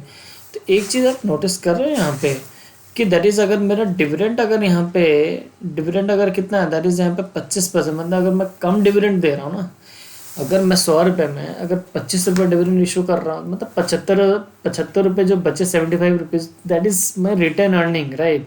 और उसको मैं इन्वेस्ट करके ज़्यादा से ज़्यादा अपने रिटर्न्स कमा सकता हूँ, राइट। और अगर मैं डिविडेंड ही अगर अपने एग्जिस्टिंग शेयर होल्डर्स को ज़्यादा अगर बांटने लग जाऊँ तो उस केस में मेरा रिटेंशन रेशियो कम हो जाएगा, मेरे पास पैसे कम पड़ेंगे, पैसे कम होंगे इन्वेस्टमेंट के लिए, जिससे कि मेरी रिटर्न्स जो है उतनी अच्छी ज़्यादा नहीं आ पाएगी। तो आपकी जो जो शेयर्स के मार्केट, जो शेयर्स के जो प्राइस रहता है ना, बेसिकली इस पर डिपेंडेंट करते हैं कि कंपनी कितना डिविडेंड इशू करती है। अगर ज़्यादा करती है तो उसके प्राइस फिर उसी हिसाब से रहेंगे, कम रहेंगे। जो कि आप देख रहे हो यहाँ पे कि अगर यहाँ पे मेरा अगर यहाँ पे मेरा जैसे मान लो यहाँ पे अब जैसे 100% अगर कोई डिविडेंड इशू कर रहा है कंपनी, उसकी प्राइस कितनी 37.5। कोई 50% अगर डिविडेंड ही दे रहा है, 50% रख रहा है, 50% मार्केट में लगा रहा है, पैसे इन्वेस्ट कर रहा है, तो उस केस में उसके रेट कितनी की, दैट इज़ 50। और कोई अगर 75% अगर रिटर्न है, 25% ही डिविडेंड दे रहा है, तो मतलब उसके पास ज़्यादा पैसा उसने रखा हुआ, ज़्यादा इन्वेस्टमेंट करा, तो इसलिए उसकी शेयर प्राइस क्या रहेगी, इंक्रीज रहेगी, ऊपर रहेगी, राइट। तो यहाँ पे इस तरीके से दैट इज आप यहाँ पे कंपैरिजन कर सकते हैं।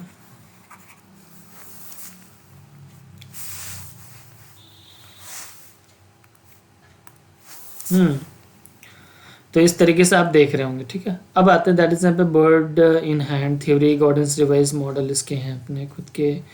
ये गॉर्डन्स मॉडल जो है ये हमने देखा ही। अब यहाँ पे सिंपल से एक तो ये हो गया था कि अब जैसे यहाँ पे देख लो, that is P zero equals to D zero हो गया 1 प्लस जी, और जी इक्वस टू कैसे हो गया, दैट इज यहाँ पे बी इंटू आर। फिर आ गया दैट इज यहाँ पे के माइनस यहाँ पे that is B into R, right.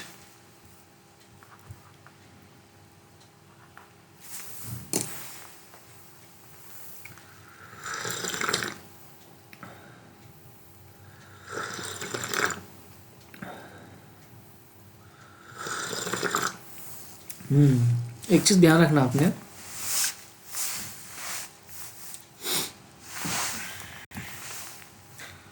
कि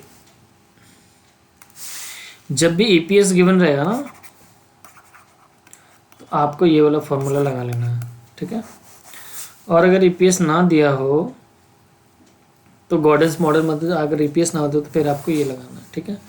आप ये लगा करके चलोगे तो अभी आपका क्वेश्चन बढ़िया से सॉल्व हो जाएगा। क्योंकि मैं ऑब्वियसली यही चाहता हूँ कि जो इंस्टीट्यूट आपको कह रही है ना, आप चुपचाप वही कर दो, ज़्यादा हमें दिमाग लगाने की ज़रूरत ही नहीं है। क्योंकि इंस्टीट्यूट को कुछ मतलब इनको से मतलब क्या बोलो, मैं इनके बारे में कुछ बोलना नहीं चाहता, हालांकि आप जानते ही हो। अच्छा चलो छोड़ो इन सब बातों को, चलो डिविडेंड डिस्काउंट मॉडल। अब यहाँ पे देखो डिविडेंड डिस्काउंट मॉडल में क्या होता है, इंट्रिंसिक वैल्यू आपने दे रखा है, that is the sum of the future cash flows. मतलब इसमें होता है कि दैट इज हर साल आपने किसी कंपनी में पैसे लगा दिया, राइट।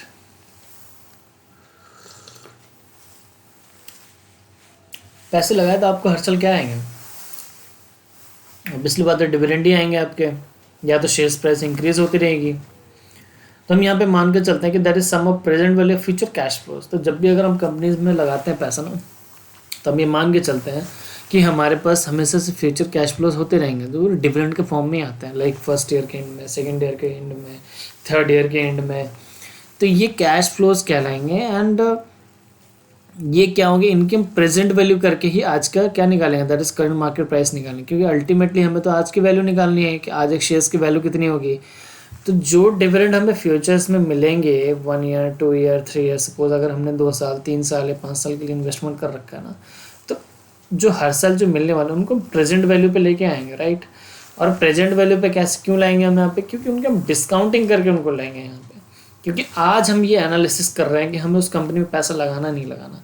अगर हम लगाएंगे तो हमें आज कितने हमें उस पैसे एक शेयर्स के लिए पैसे कितने चुकाने पड़ेंगे, किस बेसिस पे कि अगर मेरे को फ्यूचर में अगर इतने डिविडेंड मिलेंगे ना, मैं तो आज इन्वेस्टमेंट करना है, मेरे को ये मेरी एक्सपेक्टेशन है इतने इतने डिविडेंड, तो मैं उसको प्रेजेंट वैल्यू करके अपना क्या निकालूंगा, फेयर वैल्यू निकालूंगा। आप हमेशा ध्यान रखना कि जो मार्केट प्राइस जो हम यहाँ कैलकुलेट करते हैं वो एक फेयर वैल्यू होता है। फेयर वैल्यू का मतलब होता है कि एक्चुअल में इस शेयर्स की प्राइस इतनी होनी चाहिए, है या नहीं है, इज अ डिफरेंट थिंग, कितनी होनी चाहिए।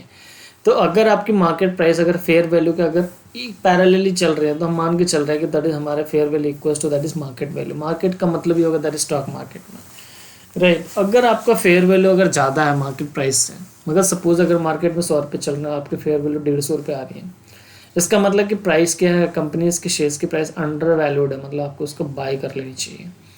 लेकिन अगर आपको आपकी फेयर वैल्यू मान लो 100 रुपये, लेकिन अगर मार्केट में प्राइस की 200 रुपये हो रखी है, ऑब्वियसली बात है ना, जिस चीज़ को आप इवैल्यूएट करके आपने 100 रुपीज़ का प्राइस निकाला, बट मार्केट में वही चीज़ अगर 200 रुपये बिक रहा है, मतलब ओवर वैल्यूड है ना। तो वैसे स्टॉक्स को हम क्या कर देते हैं, अगर हमारे पास है पहले से तो उसको हम सोल्ड कर देंगे, एंड अदरवाइज उसको हम खरीद लेंगे। न्यू इन्वेस्टमेंट तो कतई नहीं करना, ठीक है।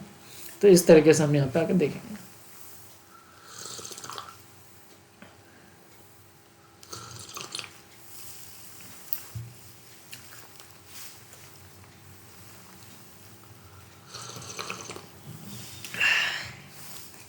तो ये स्टॉक की इंट्रिंसिक वैल्यू होगी, जैसा कि मैं आपको बता रहा था। देखो जैसे डिविडेंड वन D1 है इधर,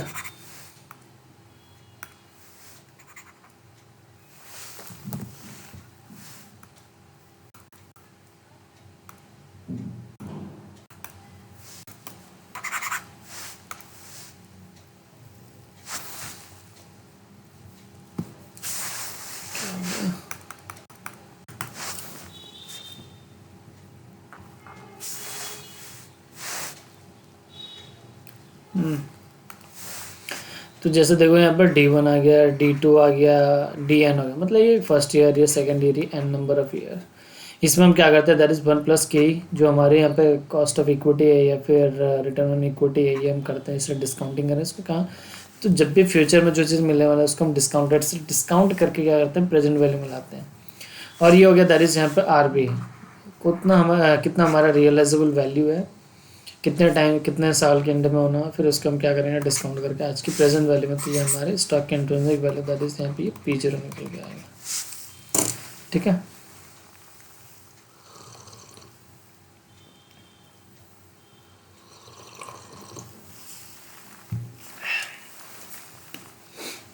in the above situation it is assume that the dividend is paid at the end of the each year. देखो क्वेश्चन ने खुद ही बोल दिया कि डिविडेंड जो है, dividend is paid at the end of the each year and the stock is sold at the end of the nth year में। कि भैया मैं मान के चल रहे हैं कि डिविडेंड जो होगा वो आपको eight the end of the each year में मिलने वाला है, मतलब D1 ही होगा यहाँ पे। और ये क्या होगा, दैट इज यहाँ पे आपको जो भी स्टॉक्स आप बेचोगे वो क्या बोलेगा, दैट इज यहाँ पे nth ईयर, मतलब and of the nth year के एंड में बिकेगा, ठीक है। अब आते हैं दैट इज यहाँ पे, अब आते हैं जीरो ग्रोथ रेट। अब जीरो ग्रोथ रेट का मतलब क्या होता है बच्चों, जीरो ग्रोथ रेट मॉडल का मतलब होता है if D0 D1 is not given assume D1। Zero growth का मतलब होता है दैट इज यहाँ पे कोई ग्रोथ होने वाला ही नहीं है, कोई ग्रोथ नहीं होगा, जो प्राइस रहेगी वही सेम एज। तो हम क्या करते हैं इस केस में,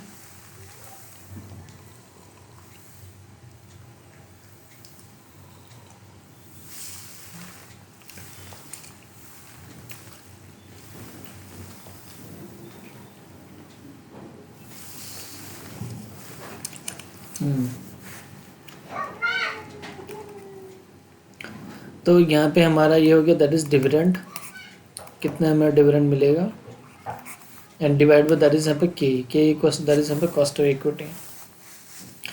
तो सिंपल से एक्चुअली बेसिकली कि टाइम वैल्यू ऑफ मनी का कंसेप्ट होता है। तो जब भी अगर मैं आपके लिए टाइम वैल्यू ऑफ मनी का भी एक अलग से वीडियो बनाऊंगा जिसमें आपके बेसिक्स फंडे बड़े क्लियर हो जाएंगे कि that is P1 dividend upon the basically के, राइट।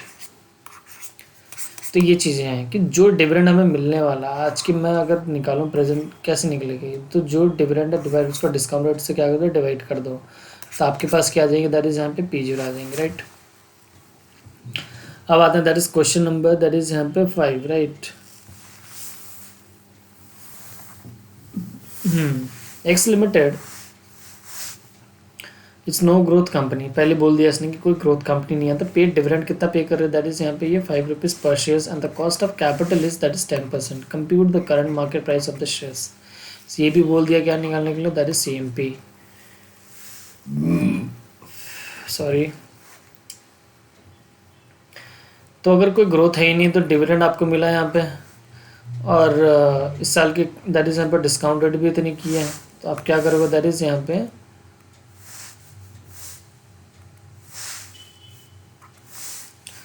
है ना, ये इस तरीके से। तो आप क्या निकालोगे यहाँ पे, दैट इज मेरा P0 निकल गया यहाँ पे,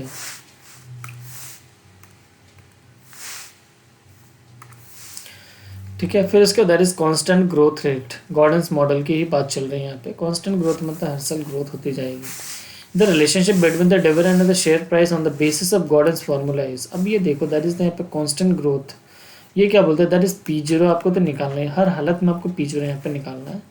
D0 इंटू 1+G, मतलब क्या होगा कि हर साल आपके ग्रोथ रेट जो वो चेंजेस होते हैं, सपोज 5%, 6%, 8% इंक्रीजिंग ऑर्डर में बढ़ती जाएगी। एंड उसको क्या करोगे आप, डिस्काउंट करोगे लाइक द के माइनस जी। ये कंसेप्ट होता है कि जब भी अगर आपके कांस्टेंट डिविडेंड ग्रोथ हो तो आपके करंट मार्केट प्राइस कैसे निकलेगी। तो ये सिंपल, ये भी एक टाइम वैल्यू मनी का एक कंसेप्ट है जो कि हम अलग से देखेंगे। तो T zero equal to 1 plus G upon तो के माइनस जी, तो G equal to B into R कैसे निकालो बताई दिया मैंने। 1 minus pay out rate dividend पे out ratio equal to that is B. तो ये फॉर्मूला भी फॉर द टाइमिंग आप ये याद कर लो, ठीक है। फिर उसके बाद हम फर्दर इस पर और डिटेल में देखेंगे। अब आते हैं दैट इज क्वेश्चन नंबर 6। कह रहे हैं कि XYZ company is having the shares capital कितने की है, दैट इज यहाँ पे इसकी शेयर्स कैपिटल है 10 लाख रुपए and the distributed the current dividend that is 20% per annum and annual growth rate of dividend expected to that is 2%। कि हर साल ग्रोथ रेट जो डिविडेंड है वो एक्सपेक्टेड कितना 2% से इंक्रीज होगी। And the expected rate of return on equity इस कितने की, दैट इज यहाँ पे 15%।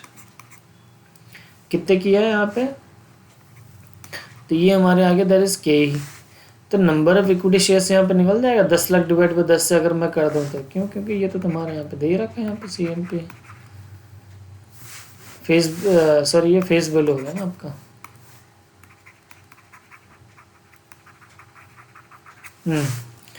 तो जी इक्वल टू 2%। डिविडेंड कितने की होगा, दैट इज यहाँ पर डिविडेंड ऑलवेज बच्चों ध्यान रखना, डिविडेंड जो है वो हमेशा फेस वैल्यू पे ही निकलते हैं, वो कभी भी मार्केट वैल्यू पे नहीं निकलते। तो dividend equal to that is हो गया dividend into the face value into the dividend. तो फेस वैल्यू हमारे पास 10 रुपये है और 10 रुपये है और यहाँ पे 20% का डिविडेंड रेट है, तो 2 रुपये का क्या आ गया, दैट इज हमारे पास डिविडेंड निकल गया। मतलब ये क्या हो गया, ये हमारा डीपीएस हो गया। अब यहाँ पे के ही दे रखा है, कॉस्ट ऑफ इक्विटी भी दे रखी है यहाँ पे, तो हमें क्या निकालना, दैट इज पी जीरो, मतलब करंट मार्केट प्राइस निकालनी है। तो इसका फॉर्मूला क्या होगा, that is D into 1 plus G. G कितने 20% के हिसाब से, तो ये हमने ले लिया, सॉरी ये हो गया हमारा यहाँ पे डिविडेंड ग्रोथ हो गया ना, ये ग्रोथ हो गया, दैट इज 2% निकला हुआ हमारा। तो टोटल हमारा पी जीरो कितने के आ गया, दैट इज यहाँ पे 115.692 ये आ गया। तो इस तरीके से हम यहाँ पे निकाल के चलेंगे। अब आते हैं that is variable growth rate. यहाँ पे क्या था कि कांस्टेंट ग्रोथ चल रही है ना, कांस्टेंट ग्रोथ का मॉडल ही सिंपल, तो कांस्टेंट ग्रोथ रेट का मतलब ये हो गया कि आपके जो ग्रोथ की जो रेट होगी ना वो क्या होगा, ऑलवेज आपकी जो भी कांस्टेंट ग्रोथ रेट की जो रेट होंगे दैट इज आपकी क्या होंगे, ऑलवेज कांस्टेंट रहेगी। फिर उसका दैट इज वेरिएबल ग्रोथ जो था ना पर रेट।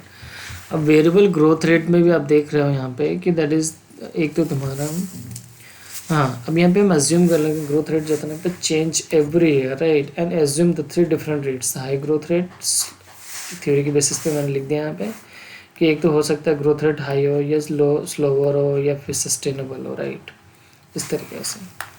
अब आते हैं दैट इज यहाँ पे question number 7। A firm has paid a dividend that is कितने की, अभी देखो यहाँ पे क्वेश्चन ने बोल दिया ना यहाँ पे पेड, इसका मतलब ये क्या, दैट इज डी0 and the estimated growth rate is equals to that is 5% per annum. Determine the estimated market price of equity shares. सबको यही चाहिए, estimated market price. And if the estimated growth rate अगर rises 8% से बढ़ता है या 3% से घट जाता है तो इस केस में that is the यहाँ पे present market price क्या होगा, given that the required rate of return on equity share that is 15%, that is आपके दे रखा है। आपके ग्रोथ या तो राइज हो रहे हैं या फिर फॉल हो रहे हैं। तो dividend paid equals to dividend paid हो गया दैट इज यहाँ पे 2 रुपये पर शेयर्स, ग्रोथ हो गया दैट इज यहाँ पे 5% and the P zero equals to then 2 cases ना। तो दोस्तों यहाँ पे that is question number that is 7 हम देख रहे थे। तो क्वेश्चन नंबर 7 क्या था, form has paid a dividend that is यहाँ पे कितने की, आप ये देख रहे होगे दैट इज यहाँ पे डिविडेंड पेड है मतलब डी0 है एंड द ग्रोथ रेट कितने की 5% के हिसाब से। Determine the estimated market price of the equity shares if estimated growth of the dividend rise to the basically 8%, मतलब करंट आपकी 5% की है, बढ़ करके कितनी जाएगी 8% जाएगी और घट करके 5 से कितनी जाएगी 3 जाएगी, राइट। तो ये दोनों केसेस में आपको क्या निकालना है, यहाँ पे प्रेजेंट मार्केट प्राइस निकालना है। क्या निकालना है आपको यहाँ पे, दैट इज यहाँ पे प्रेजेंट मार्केट प्राइस निकालना, राइट। फिर इसके बाद दैट इज आप देख लो यहाँ पे कि डिविडेंड पेड डी0 मतलब कितने की 2 रुपये पर शेयर्स, ग्रोथ दे रखा है यहाँ पे पी जीरो इंटू केसेस में, राइट। अगर ग्रोथ रेट आपके 5% है तो दैट इज यहाँ पे गॉर्डन्स मॉडल है, तो ग्रोथ रेट के हिसाब से क्या फॉर्मूला लगा करके हम यहाँ पे 21 निकाल लेंगे। फिर उससे सेम एज दैट इज यहाँ पे 8% के हिसाब से दैट इज कितनी की आ जाएगी यहाँ पे मतलब 5% से बढ़ करके आपकी कितनी हो गई, 8% हो गए, तो आपकी प्राइस इतनी आ जाएगी। अभी प्राइस में भी देखते रहना, ठीक है। जब आपकी ग्रोथ रेट क्या थी, 5% है, तो आपकी प्राइस इतनी थी। आपकी ग्रोथ रेट बढ़ी है, 5 से कितने की होगी, 8 की होगी, तो आपकी यहाँ पे प्राइस भी बढ़ी है, आपकी जो मार्केट प्राइस होगी। और यहाँ पे ग्रोथ रेट फिर कम हो गई, तो यहाँ पे प्राइस भी क्या होगी, घट गई। तो ये तीनों कंपैरिजन है, तो आप देख सकते हो। So the market price of the shares is expected to vary in response to the change in expected growth rate of a dividend. फिर अभी एडवांटेजेस आ गए गॉर्डन्स मॉडल की, इसकी लिमिटेशन हो गई, importance consideration of the Gordon's model हो गया, right. तो ये सब चीज़ें हैं, ये इसमें हम क्या देख सकते हैं, दैट इज ये वही बातें कह रहा है। अब स्टॉक स्प्लिट के बारे में देख लेते हैं। स्टॉक स्प्लिट करना सिंपल से मीनिंग है यहाँ पे कि लाइक एक शेयर बराबर, दैट इज़ अगर 500 रुपीज़ के हैं तो 5 शेयर्स को हम अगर हमें करना, दैट इज़ यहाँ पे 500 डिवाइड 5, मतलब एक शेयर्स की वैल्यू कितनी आ गई, 100 रुपीज़ आ गई। इसके limitation, shares buy back, company अपने शेयर्स बाय बैक कब करती हैं, जब भी कंपनी को डिविडेंड पे करना होता है तो वो क्या करते हैं, एक ये भी तरीका होता है शेयर्स बाय बैक का, जिसमें क्या होता है, मीन्स द बाइंग और repurchasing on shares by the company resulting into the basically share or decrease in share capital of the company. Thus the companies are bought back are cancelled and leading reduction in the outstanding number of shares, right? And the shares buyback is also form of the basically shareholders dividend, right? Two main types of the basically buyback होते हैं, एक तो that is open market में की जाती है और एक टेंडर के ऑफर के थ्रू भी की जाती है, right? While the company intended to buy back through the open market, it need to go through the basically secondary market. However, in case of a tender offer, company offer of a fixed price जो तन पे where all the shareholders are participate or sell the shares, right? अब आते हैं, that is यहाँ पे question number 8 illustration। अब देखो ये क्वेश्चंस क्या हैं, that is important है।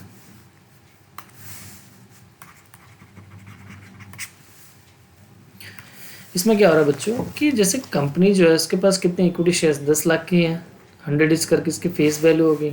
जैसे कि मैंने आपको बताया ये क्या होता है, ये फेस वैल्यू होता है।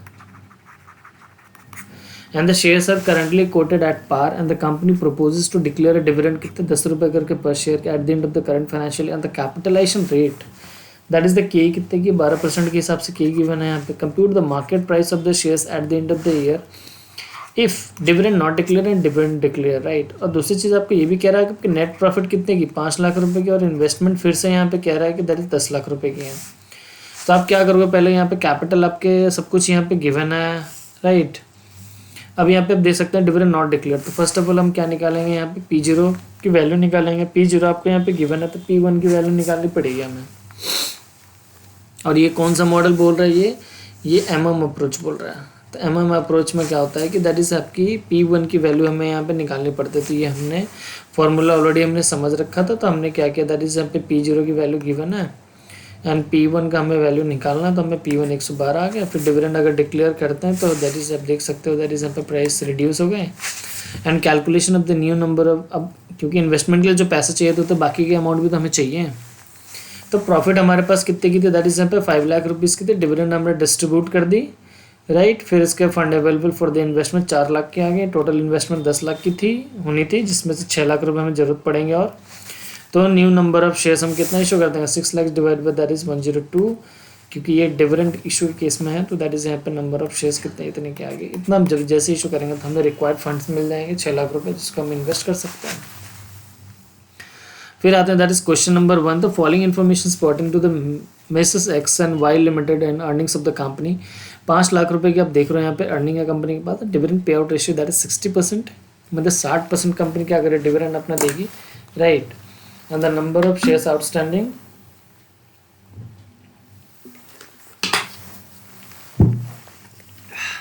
1 लाख रुपए के ही देख सकते हो, दैट इज 12% के। And the rate of return investment that is 15%। The market value per share as per the Walter's model के हिसाब से बोल दिया यहाँ पे।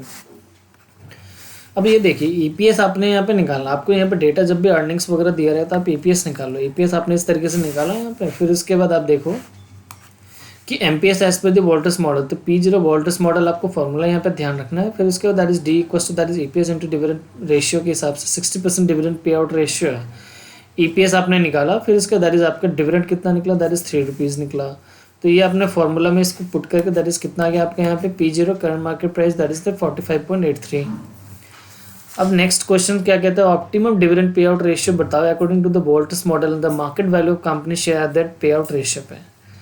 तो ऑप्टिमम डिविडेंड पे आउट क्या होगा, जब आप डिविडेंड कम पे करोगे आपकी मार्केट प्राइस बढ़ेगी, यही होगा as per the basically Walter's model. तो when the R more than the K, questions में जब भी आप देख लो कि that is R more than the अगर के अगर है, इसका मतलब company should not pay dividend and the pay out ratio will be zero. तो यहाँ पे आर कितने की थी हमारी, अगर आप देखोगे तो कैपिटलाइजेशन रेट हमारे पास आर ये हो गई और ये हो गया दैट इज के।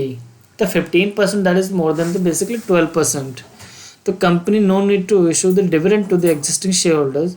सो in that case the P0 will be after putting all the information that formula that is the P0 will be 52.08। तो ये क्या हो गया, दैट इज ये हमारा यहाँ पे P0 निकला है, राइट। एंड द नेक्स्ट ये भी क्वेश्चन इस तरीके से दैट इज सॉल्व हो गया।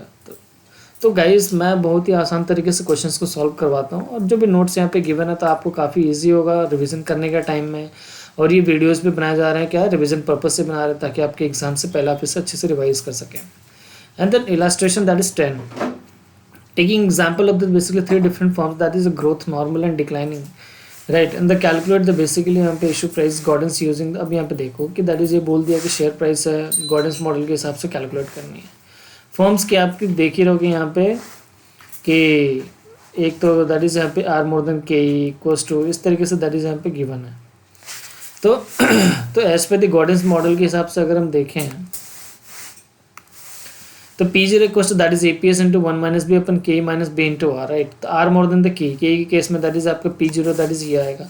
आपको बस ये फॉर्मूला याद रखना है कि किस कहाँ पे मैं वोल्टस मॉडल में क्या लगाऊं, गॉर्डेंस मॉडल में क्या लगाऊं, ग्रोथ मॉडल में क्या लगाऊं, कांस्टेंट ग्रोथ में, वेरिएबल ग्रोथ में क्या लगाऊं। तो ये आपको चीज़ें पता होनी चाहिए। और दोस्तों मैं इसका समरी बना दूंगा ताकि कहीं पर भी आपको कोई दिक्कत ना हो।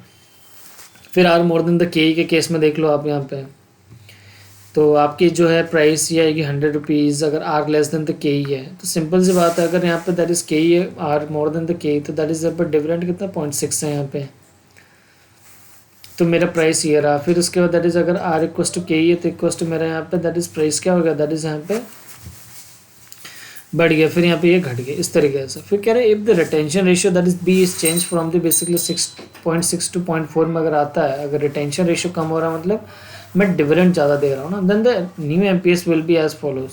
तो सेम एज हम यहाँ पे निकाल लेंगे, दैट इज पर 150 आ गया यहाँ पे, फिर यहाँ पे दैट इज 10 आ गया, फिर ये इतना आ गया। तो इस तरीके से हम यहाँ पे निकालें। तो कंक्लूजन क्या निकला कि जब भी अगर आर मोर देन द के होगा तो एमपीएस क्या रहेगा, इंक्रीज करेगा।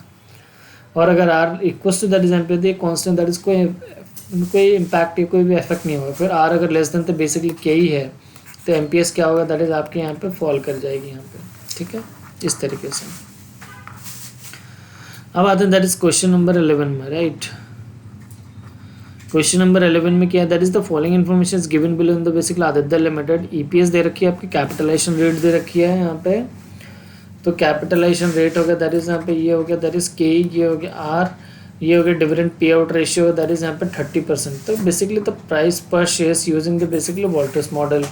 तो मैं क्या निकालूंगा, P0 D plus E minus इस तरीके से दैट इज वोल्टस मॉडल का फॉर्मूला अप्लाई करके आप क्या निकाल सकते हो, दैट इज यहाँ पे मार्केट प्राइस निकाल सकते हो। फिर दूसरे बात कह रहा है कि that is what would be the optimum dividend पे out ratio per shares under the basically Gordon's model. तो basically optimum pay out ratio आपसे पूछ रहा था। ऑप्टिमम पे अगर आर आपकी कितने 25% है यहाँ पे, K 15%, that is no dividend should be paid by the basically company. Obviously बात है ना, अगर मेरा आर अगर ज़्यादा है के से तो मैं क्यों पे करूँगा। अगर कंपनी हूँ तो मैं इस केस में तो डिविडेंड देना प्रेफर ही नहीं करूँगा। तो इस तरीके से आपको यहाँ पे सॉल्यूशंस आपको देने हैं, राइट। तो गाइज ये हमारा अब तक का इलस्ट्रेशन नंबर था 11, ठीक है। मैं अभी वीडियो पार्ट 1 करके ही बनाऊंगा, एक पार्ट 1 पार्ट 2। तो ये यहीं तक रहा। फिर उसके बाद जो होगा हम यहाँ पर टेस्ट ऑफ नॉलेज के जितने भी जो क्वेश्चंस वगैरह उनको भी देखेंगे, एमसीक्यूज़ वगैरह भी देखेंगे, राइट। तो बहुत बहुत धन्यवाद दोस्तों कि आपने मेरे लेक्चर्स इतने तक देखी। और आप अगर यहाँ तक लेक्चर्स देख रहे इसका मतलब है कि आप पढ़ाई में काफ़ी सिंसियर हो। तो गाइज मिलते हैं नेक्स्ट वीडियोस में, जो कि पार्ट 2 आएगा, बहुत ही जल्द आ जाएगा। तो बने रहिए मेरे साथ। मेरा नाम आदित्य कुमार कर्ण। जय हिंद, जय भारत। हाँ जी दोस्तों, अब ये हमारा टेस्ट ऑफ नॉलेज यहाँ से हम शुरू करेंगे, राइट। तो जैसे कि यहाँ पे समरी में आप देख रहे होंगे, दैट इज़ यहाँ पे different decisions one of the most important areas of the management decisions, it is easy to understand, जैसे कि मैंने आपको स्टार्टिंग में बताया, but difficult to implement. Generally the dividend can be in the form of cash dividend और stock dividend होती हैं। ये क्या होती हैं अभी हम समझेंगे। Dividend policy generally governed by the long-term financing decisions and the wealth maximization decisions. Some other factor also play the major role in this decisions, like the growth opportunities के expectation of shareholders के basis पे, या फिर trend in the industry, legal constraint क्या हैं। And the three major theories होती हैं the dividend decisions क्या classified, एक MM हो गई आपकी, एक वॉल्टर्स हो गया, तीसरा हो गया that is यहाँ पे गॉर्डन्स की। तो इस तरह की चीज़ें। अब आते हैं दैट इज़ यहाँ पे टेस्ट ऑफ योर नॉलेज की। अब यहाँ पे जैसे कुछ किए यहाँ पे एमसीक्यूज़ वगैरह, वो हम यहाँ पे देख लेते हैं। ये मैंने अपने हिसाब से सॉल्व किया था। तो एमसीक्यू जैसे कि अगर हम देखें तो विद द फॉलोइंग, ये तो आप देख चुके हो। ये एमसीक्यू आप खुद भी कर सकते हो, राइट। और हम बेसिकली प्रैक्टिकल प्रॉब्लम्स पे आ जाते हैं।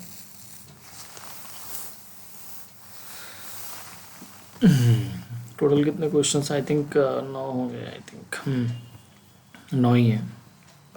तो सबसे पहले देख लो यहाँ पे, ये इम्पोर्टेंट है।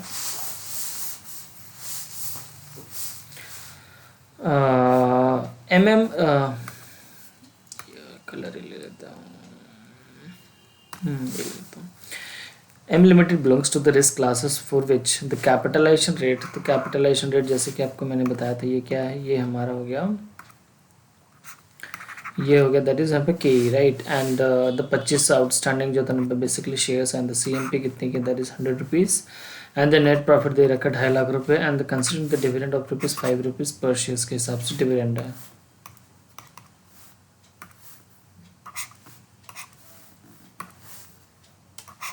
ठीक है। फिर इसके बाद आप देख लो यहाँ पे कि that is M limited required to raise. अब इसको कितना रेज करना, 5 लाख करना है for an approved investment expenditure. उनके बोर्ड ऑफ डायरेक्टर्स ने इसे अप्रूव कर दिया होगा, ठीक है, हम इतना तक का इन्वेस्टमेंट कर सकते हैं। इन इलास्ट्रेट कह रहा है how the basically MM approach, Modigliani Miller approach यहाँ पे कह रहा है affects the value of the basically M limited and if the dividend are paid or not paid. तो डिविडेंड पेड तो फिर क्या इसका इफेक्ट पड़ेगा, डिविडेंड नहीं पे करते हैं तो क्या इफेक्ट पड़ेगा, वो देखेंगे हम यहाँ पे। तो गाइज मैंने यहाँ पे सॉल्व कर रखा है पहले से, जाकि हमारे टाइम से हो, जैसा कि मैंने आपको स्टार्टिंग बताया। मैं एक एक चीज़ आपको एक्सप्लेन कर देता हूँ अच्छे से। इफ़ डिविडेंड अगर पे करते हैं तो क्या होता है, देखो first of all that is profit हमारे पास कितनी, प्रॉफिट हमारे पास है 2.5 लाख रुपए की। और अगर हम डिविडेंड पे करते हैं तो 25,000 हमारे पास यहाँ पे 25,000 जो है ये हमारे पास क्या है, आउटस्टैंडिंग शेयर्स हैं, जिसमें कि डिविडेंड आप कितना दे रहे हो, 5 रुपये पर शेयर का, मतलब 1,25,000 रुपये आप डिविडेंड जो है बांट रहे हो। तो आपके पास प्रॉफिट 2.5 लाख थे, 1,25,000 से बांट रहे हो, आपके पास बच्चे कितने, 1,25,000। फिर कह रहा है कि टोटल इन्वेस्ट अब कितने की है, टोटल इन्वेस्टमेंट आपको चाहिए तो 5 लाख रुपए का। तो आपको नंबर ऑफ शेयर्स रिक्वायर्ड विश्व में, तो आपको फंड रिक्वायर्ड कितने, 3,75,000 हो गए, 375, राइट। एंड फिर उसके बाद इसके लिए 375 लैक्स आपको चाहिए, 3,75,000 अगर चाहिए तो आपको कितने नंबर ऑफ शेयर्स इशू करने पड़ेंगे। सो जस्ट 3,75,000 डिवाइड बाई 105, जो कि हमारा क्या है, ये मार्केट प्राइस है। इसको हम कैसे कंप्यूट करेंगे, that is P0, MM approach है तो that is P1 plus D1, इस तरीके से। तो ये हमारे पास P1 की वैल्यू आ गई 105 रुपये की। तो ये हमारे पास नंबर ऑफ शेयर्स निकल गए, दैट इज़ 3571 शेयर्स। तो इस तरीके से हम यहाँ पे करेंगे। और सेम एज वो मैं आपके लिए होमवर्क छोड़ रहा हूँ कि अगर जैसे कि यहाँ पे ऑप्शन 2 है तो ये आपके लिए क्या है, दैट इज़ यहाँ पे ये होमवर्क, राइट। आप इसको कर सकते हैं, कीजिए। आप नहीं होता तो फिर आप मेरे को कमेंट बॉक्स में बताइए, फिर मैं उसको आगे नेक्स्ट लेक्चर्स में उसको कवर कर लूँगा। फिर आते हैं दैट इज़ यहाँ पे क्वेश्चन नंबर 2, जो कि मैंने इंपॉर्टेंट मार्क किया हुआ है कि टोटल अर्निंग्स आप देख सकते हो, you can see here the 2 lakh rupees and the number of equity shares that is 20,000, dividend paid is 1,50,000 and the P ratio that is 12.5, right. Analyse whether the company is following the optimal dividend जो था basically policy, right. आपको ये analyse करना है कि क्या company following मतलब optimal dividend policy follow कर रही है। दूसरा है कि that is compute the P ratio at which the dividend policy will have no effect on the value of the shares, कि भैया डिविडेंड पॉलिसी कोई फर्क है ही नहीं, कोई इफेक्ट ही नहीं आ रहा। तो पहला अगर हम देखें दैट इज वोल्टर्स मॉडल पे अगर हम देखें तो पहले हम क्या करेंगे, दैट इज P0 निकालेंगे। P0 वोल्टर्स मॉडल के अकॉर्डिंग या फॉर्मूला इसमें पुट कर लोगे वैल्यू। अब आपको यहाँ पर डिविडेंड देखना है, तो डिविडेंड आपके कितना 1.5 लाख रुपये, तो DPS आपको निकालनी पड़ेगी। तो 1.5 लाख डिवाइड बाई 20,000, तो आपके क्या आ जाएगा, DPS 7.5 रुपये करके आएगा डिविडेंड पर शेयर। और एक गाइज एक फॉर्मूला है जिसके बेसिस पे हम कॉस्ट ऑफ इक्विटी या फिर रेट ऑफ रिटर्न निकाल सकते हैं। Like the P equals to, P मतलब होता है क्या, that is MPS upon APS। But इसकी एक और इक्वेशन है, मैं उतना डिटेल में भी नहीं जा रहा यहाँ पे, कि that is P equals to 1 upon the basically K, right. तो ये जो है फॉर्मूला बहुत ही काम का है, ये आपको इंटर में भी काम आएगा, फाइनल में भी काम आता है। फिर इसके बाद दैट इज P की आपके वैल्यू दी हुई है कि price earning ratio that is 12.5 and 1 upon की, तो K equals to that is यहाँ पे कितने के 8% का हमारा क्या है, K ही आ गया। अब क्या करेंगे दैट इसको यहाँ पे, और R को R कैसे आएगा हमारा, R equals to that is यहाँ पे रेट ऑफ रिटर्न निकालने, तो दैट इज 2 लाख की हमारे पास प्रॉफिट है, divide by number of shares कितने 20 लाख से करेंगे हम यहाँ पे, तो दैट इज 10% का दैट इज R आएगा। अब एनालिसिस देखो, एनालिसिस में क्या होगा, डिविडेंड पे आउट इस कितने के, दैट इज यहाँ पे आपने 1.5 लाख रुपए ना आउट ऑफ 20, मतलब आपकी टोटल कितने की 2 लाख की थी प्रॉफिट, जिसमें से आप क्या करो, दैट इज 1.5 लाख जो है यहाँ पे ये उसको डिविडेंड के तौर पे दे रहे हो। तो इसका मतलब 75% आपने क्या करा, डिविडेंड पे आउट रेशियो दी। मतलब R आपकी क्या है, R equals to that is 10% and the K is 8%, means R more than the basic K। मतलब डिविडेंड पॉलिसी ये है आपकी होनी चाहिए कि आपकी डिविडेंड पे out ratio should be at 0, right. आपको एक भी डिविडेंड नहीं देना चाहिए, क्यों, क्योंकि कंपनी खुद यहाँ पे बेटर रिटर्न कमा रही, तो क्यों डिविडेंड दे फालतू में। तो इसलिए बढ़िया है कि कंपनी खुद ग्रो करें, उसको इन्वेस्ट करें, और जो मार्केट प्राइस ऑफ शेयर्स है वो इंक्रीज हो। तो ये चीज़ें यहाँ पे हो रही हैं, राइट। तो ये मैंने लिख रखा है, it means the 10% more than the 8%, so the firm is not following the optimal dividend policy. उनको फॉलोइंग क्या करना चाहिए था कि डिविडेंड, इस केस में कि dividend policy should be 0, but वो नहीं कर रहे हैं, वो डिविडेंड पे कर रहे हैं। तो इस केस में दैट इज ये इनको ऑप्टिमल डिविडेंड पॉलिसी नहीं है। फिर उसके बाद मैंने क्या लिखा हुआ है कि that is dividend optimal dividend पे out policy would be 0 dividend and so the revised P0। अब अगर डिविडेंड अगर 0 होता तो उस केस में हमारे पास 156.25। तो अब ये गैप देख सकते हो यहाँ पे कि प्राइस में नॉर्मली जब आप डिविडेंड दे रहे थे तो 132.81 इतना आ रहा था मार्केट प्राइस, और अब के देखो कितना आ रहा है, 156 आ रहा है। मतलब there is huge difference, right. तो ये हो गया। अब इसका इम्पैक्ट क्या होगा, कि इम्पैक्ट ये होगा that is market price has been increase from the इतने से इतना करके, ये मार्केट प्राइस इंक्रीज हो गया। जैसे आपने डिविडेंड क्या किया, that is dividend optimal dividend policy अगर फॉलो की तो ये इस तरीके से है। फिर इसके बाद हम आते हैं दैट इज यहाँ पे पार्ट 2 में कह रहा है compute the P ratio at which the dividend policy will have no effect on the value of shares. पूछ रहा है कि दैट इज यहाँ पे कंप्यूट P रेशियो निकालने के लिए, जिस पे क्या आएंगे, क्या हुआ, dividend policy will have no effect in the value of the basically shares में। तो अब ये दूसरे नंबर पॉइंट पे देख सकते थे, P ratio at which the dividend would have the basically no effect. इस केस में दैट इज यहाँ पे कैसे निकल गया, थोड़ा हिल गया है, तो सेम एज आपको यहाँ पे P निकालना पड़ेगा, तो आपको यहाँ पे P निकल जाएगा। तो K इक्वस टू, जैसे मान लो मैं यहाँ पे एक अजम्पशंस क्या है कि that is R equals to that is K, right. तो यहाँ पे P equals to 1 upon K ही होता ना, तो P आपका कितना 12.5 अपन तो बेसिकली यहाँ पे K। एक मिनट यहाँ पे आपको रिवाइज निकालनी पड़ेगी ना।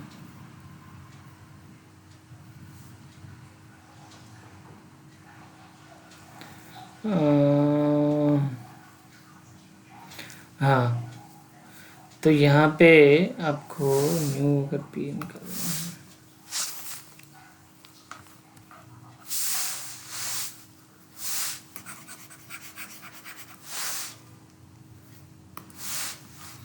क्योंकि हम R इक्वस टू K माना है, तो R हमारा कितना होगा, that is 10% equals to K।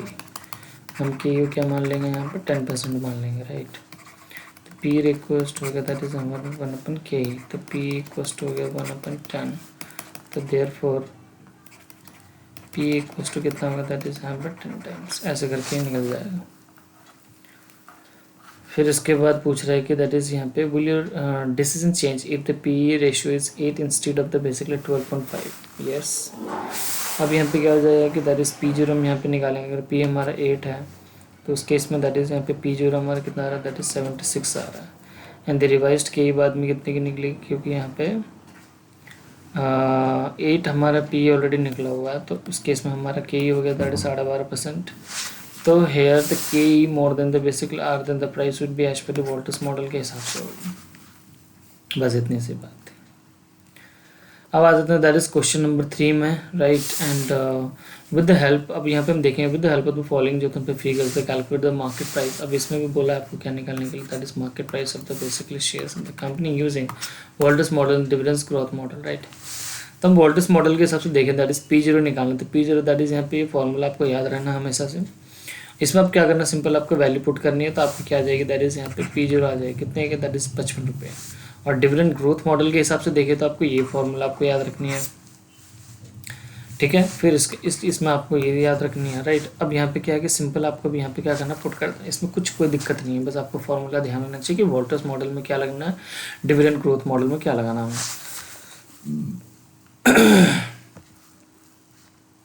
और एक चीज़ तो मैंने आपको शुरू से बोल रखा है कि आप ये वाली जो चीज़ है ना, इनको हमेशा से ध्यान रखना है कि जब G equals to B into the basic R, तो ये आपके क्या होगा, ग्रोथ रेट आ गई यहाँ पे।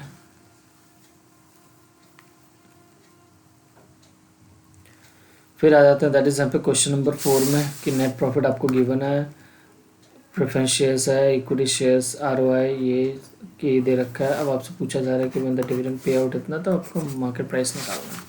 तो सेम एज पहले आप गॉर्डन्स मॉडल में यहाँ पे निकाल लोगे यहाँ पे। तो गॉर्डन्स में आपका नेट प्रॉफिट आ गया, सेम है जैसा कि हमने पहले जो क्वेश्चंस किया हुआ था। EPS हमारा इतना आ गया। केस 1 में डिविडेंड पे आउट अगर यहाँ पे 25% है, तो फिर उस केस में DPS हमारा इतना हो गया, गॉर्डन्स मॉडल के हिसाब से P0 इतना हो गया। फिर डिविडेंड पे आउट रेशियो अगर 50% आया, तो हम यहाँ पे दैट इज यहाँ पे गॉर्डन्स मॉडल अप्लाई करके यहाँ पे ये प्राइस निकालेंगे। फिर अगर डिविडेंड पे आउट 100% है, तो फिर हम यहाँ पे P0 निकालेंगे, इतना आएगा। इस तरीके से यहाँ पे चलना है।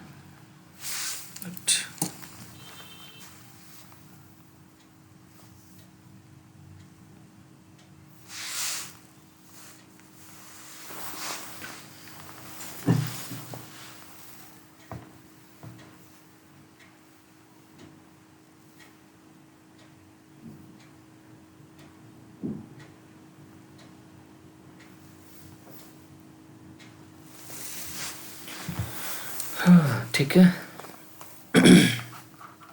अब आते हैं दैट इज यहाँ पे क्वेश्चन नंबर 5 पे। ये कह रहे हैं कि दैट इज यहाँ पे A&R limited is a large cap multinational company listed in the BSE in India, जिसके फेस वैल्यू कितनी है, 100 रुपीज़ के हिसाब से। देखो यहाँ पे आपको बता रखा है कि दैट इज फेस वैल्यू ये है, ठीक है।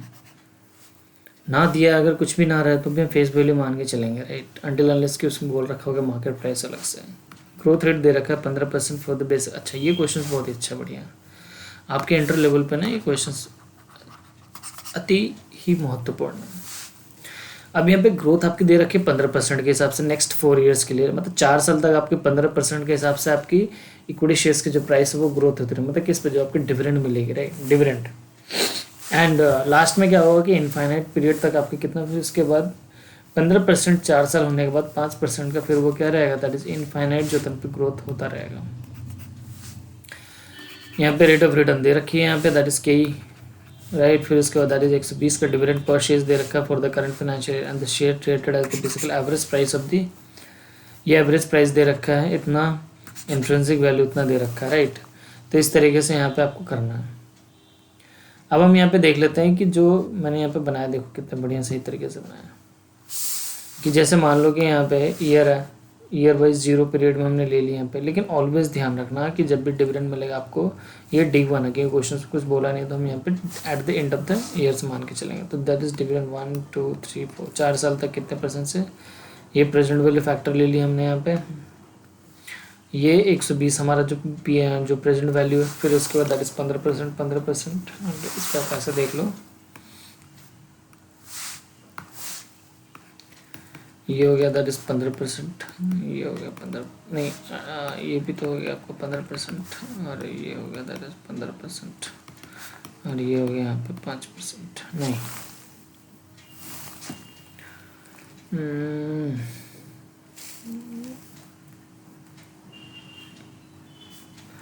तो 1 2 3 4 साल तक तो ये हमने ले लिया ना। फिर उसके बाद यहाँ पे 5वें साल से 5% के हिसाब से निकल जाए। कैसे निकला ये देखो, तो 220.5 अगर मैं इसको अगर करूँ ना, 210 प्लस 5% तो इतना ही आना है।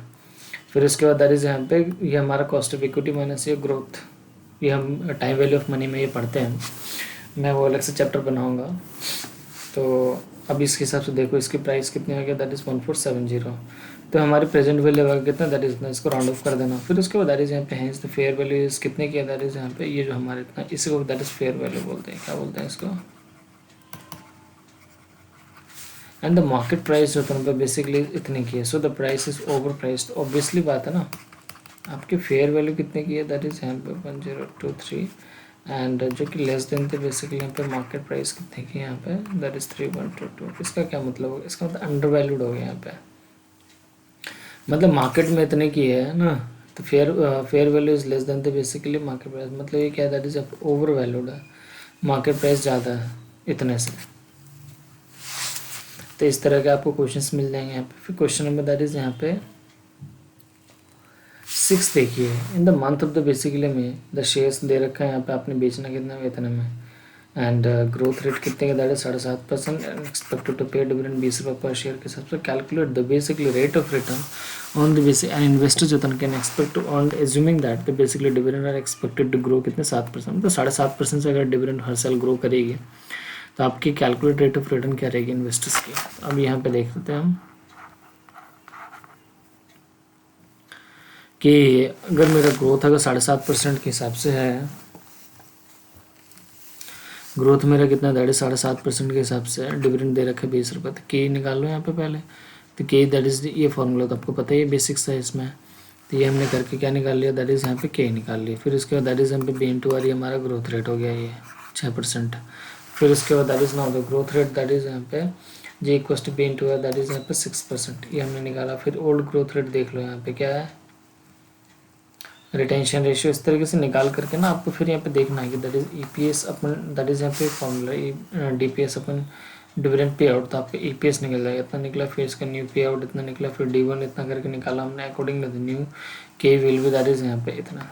तो इस तरीके से हम क्या करेंगे, दैट इज करके चलेंगे।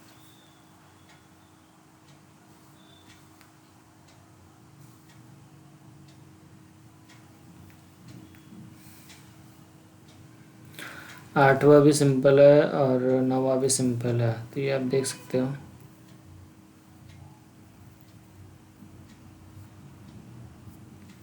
क्वेश्चन नंबर 7 ठीक है।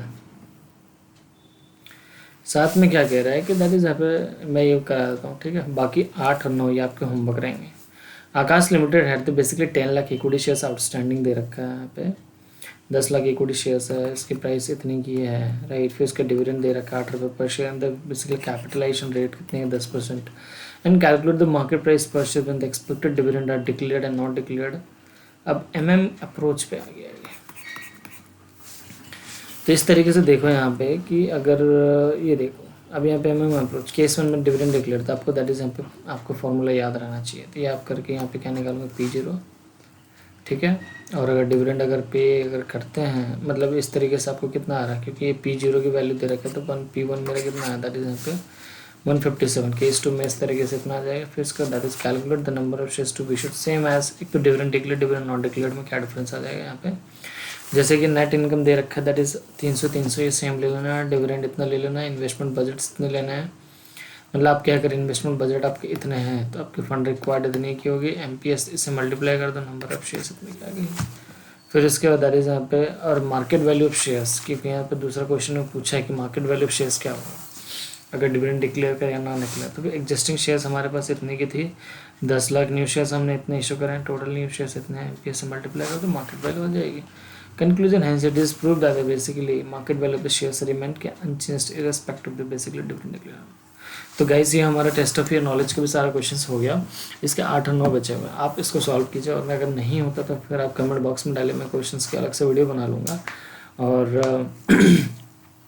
Please like and subscribe my channel. और आपको वीडियो अच्छी लगी या जैसी भी लगी आप एक बार कमेंट बॉक्स में डालिए, ठीक है, ताकि कुछ भी अगर इम्प्रूवमेंट करनी हो तो मैं उस पर डेफिनेटली मैं फर्दर वर्क करूँगा। तो जय हिंद, जय भारत, नमस्कार।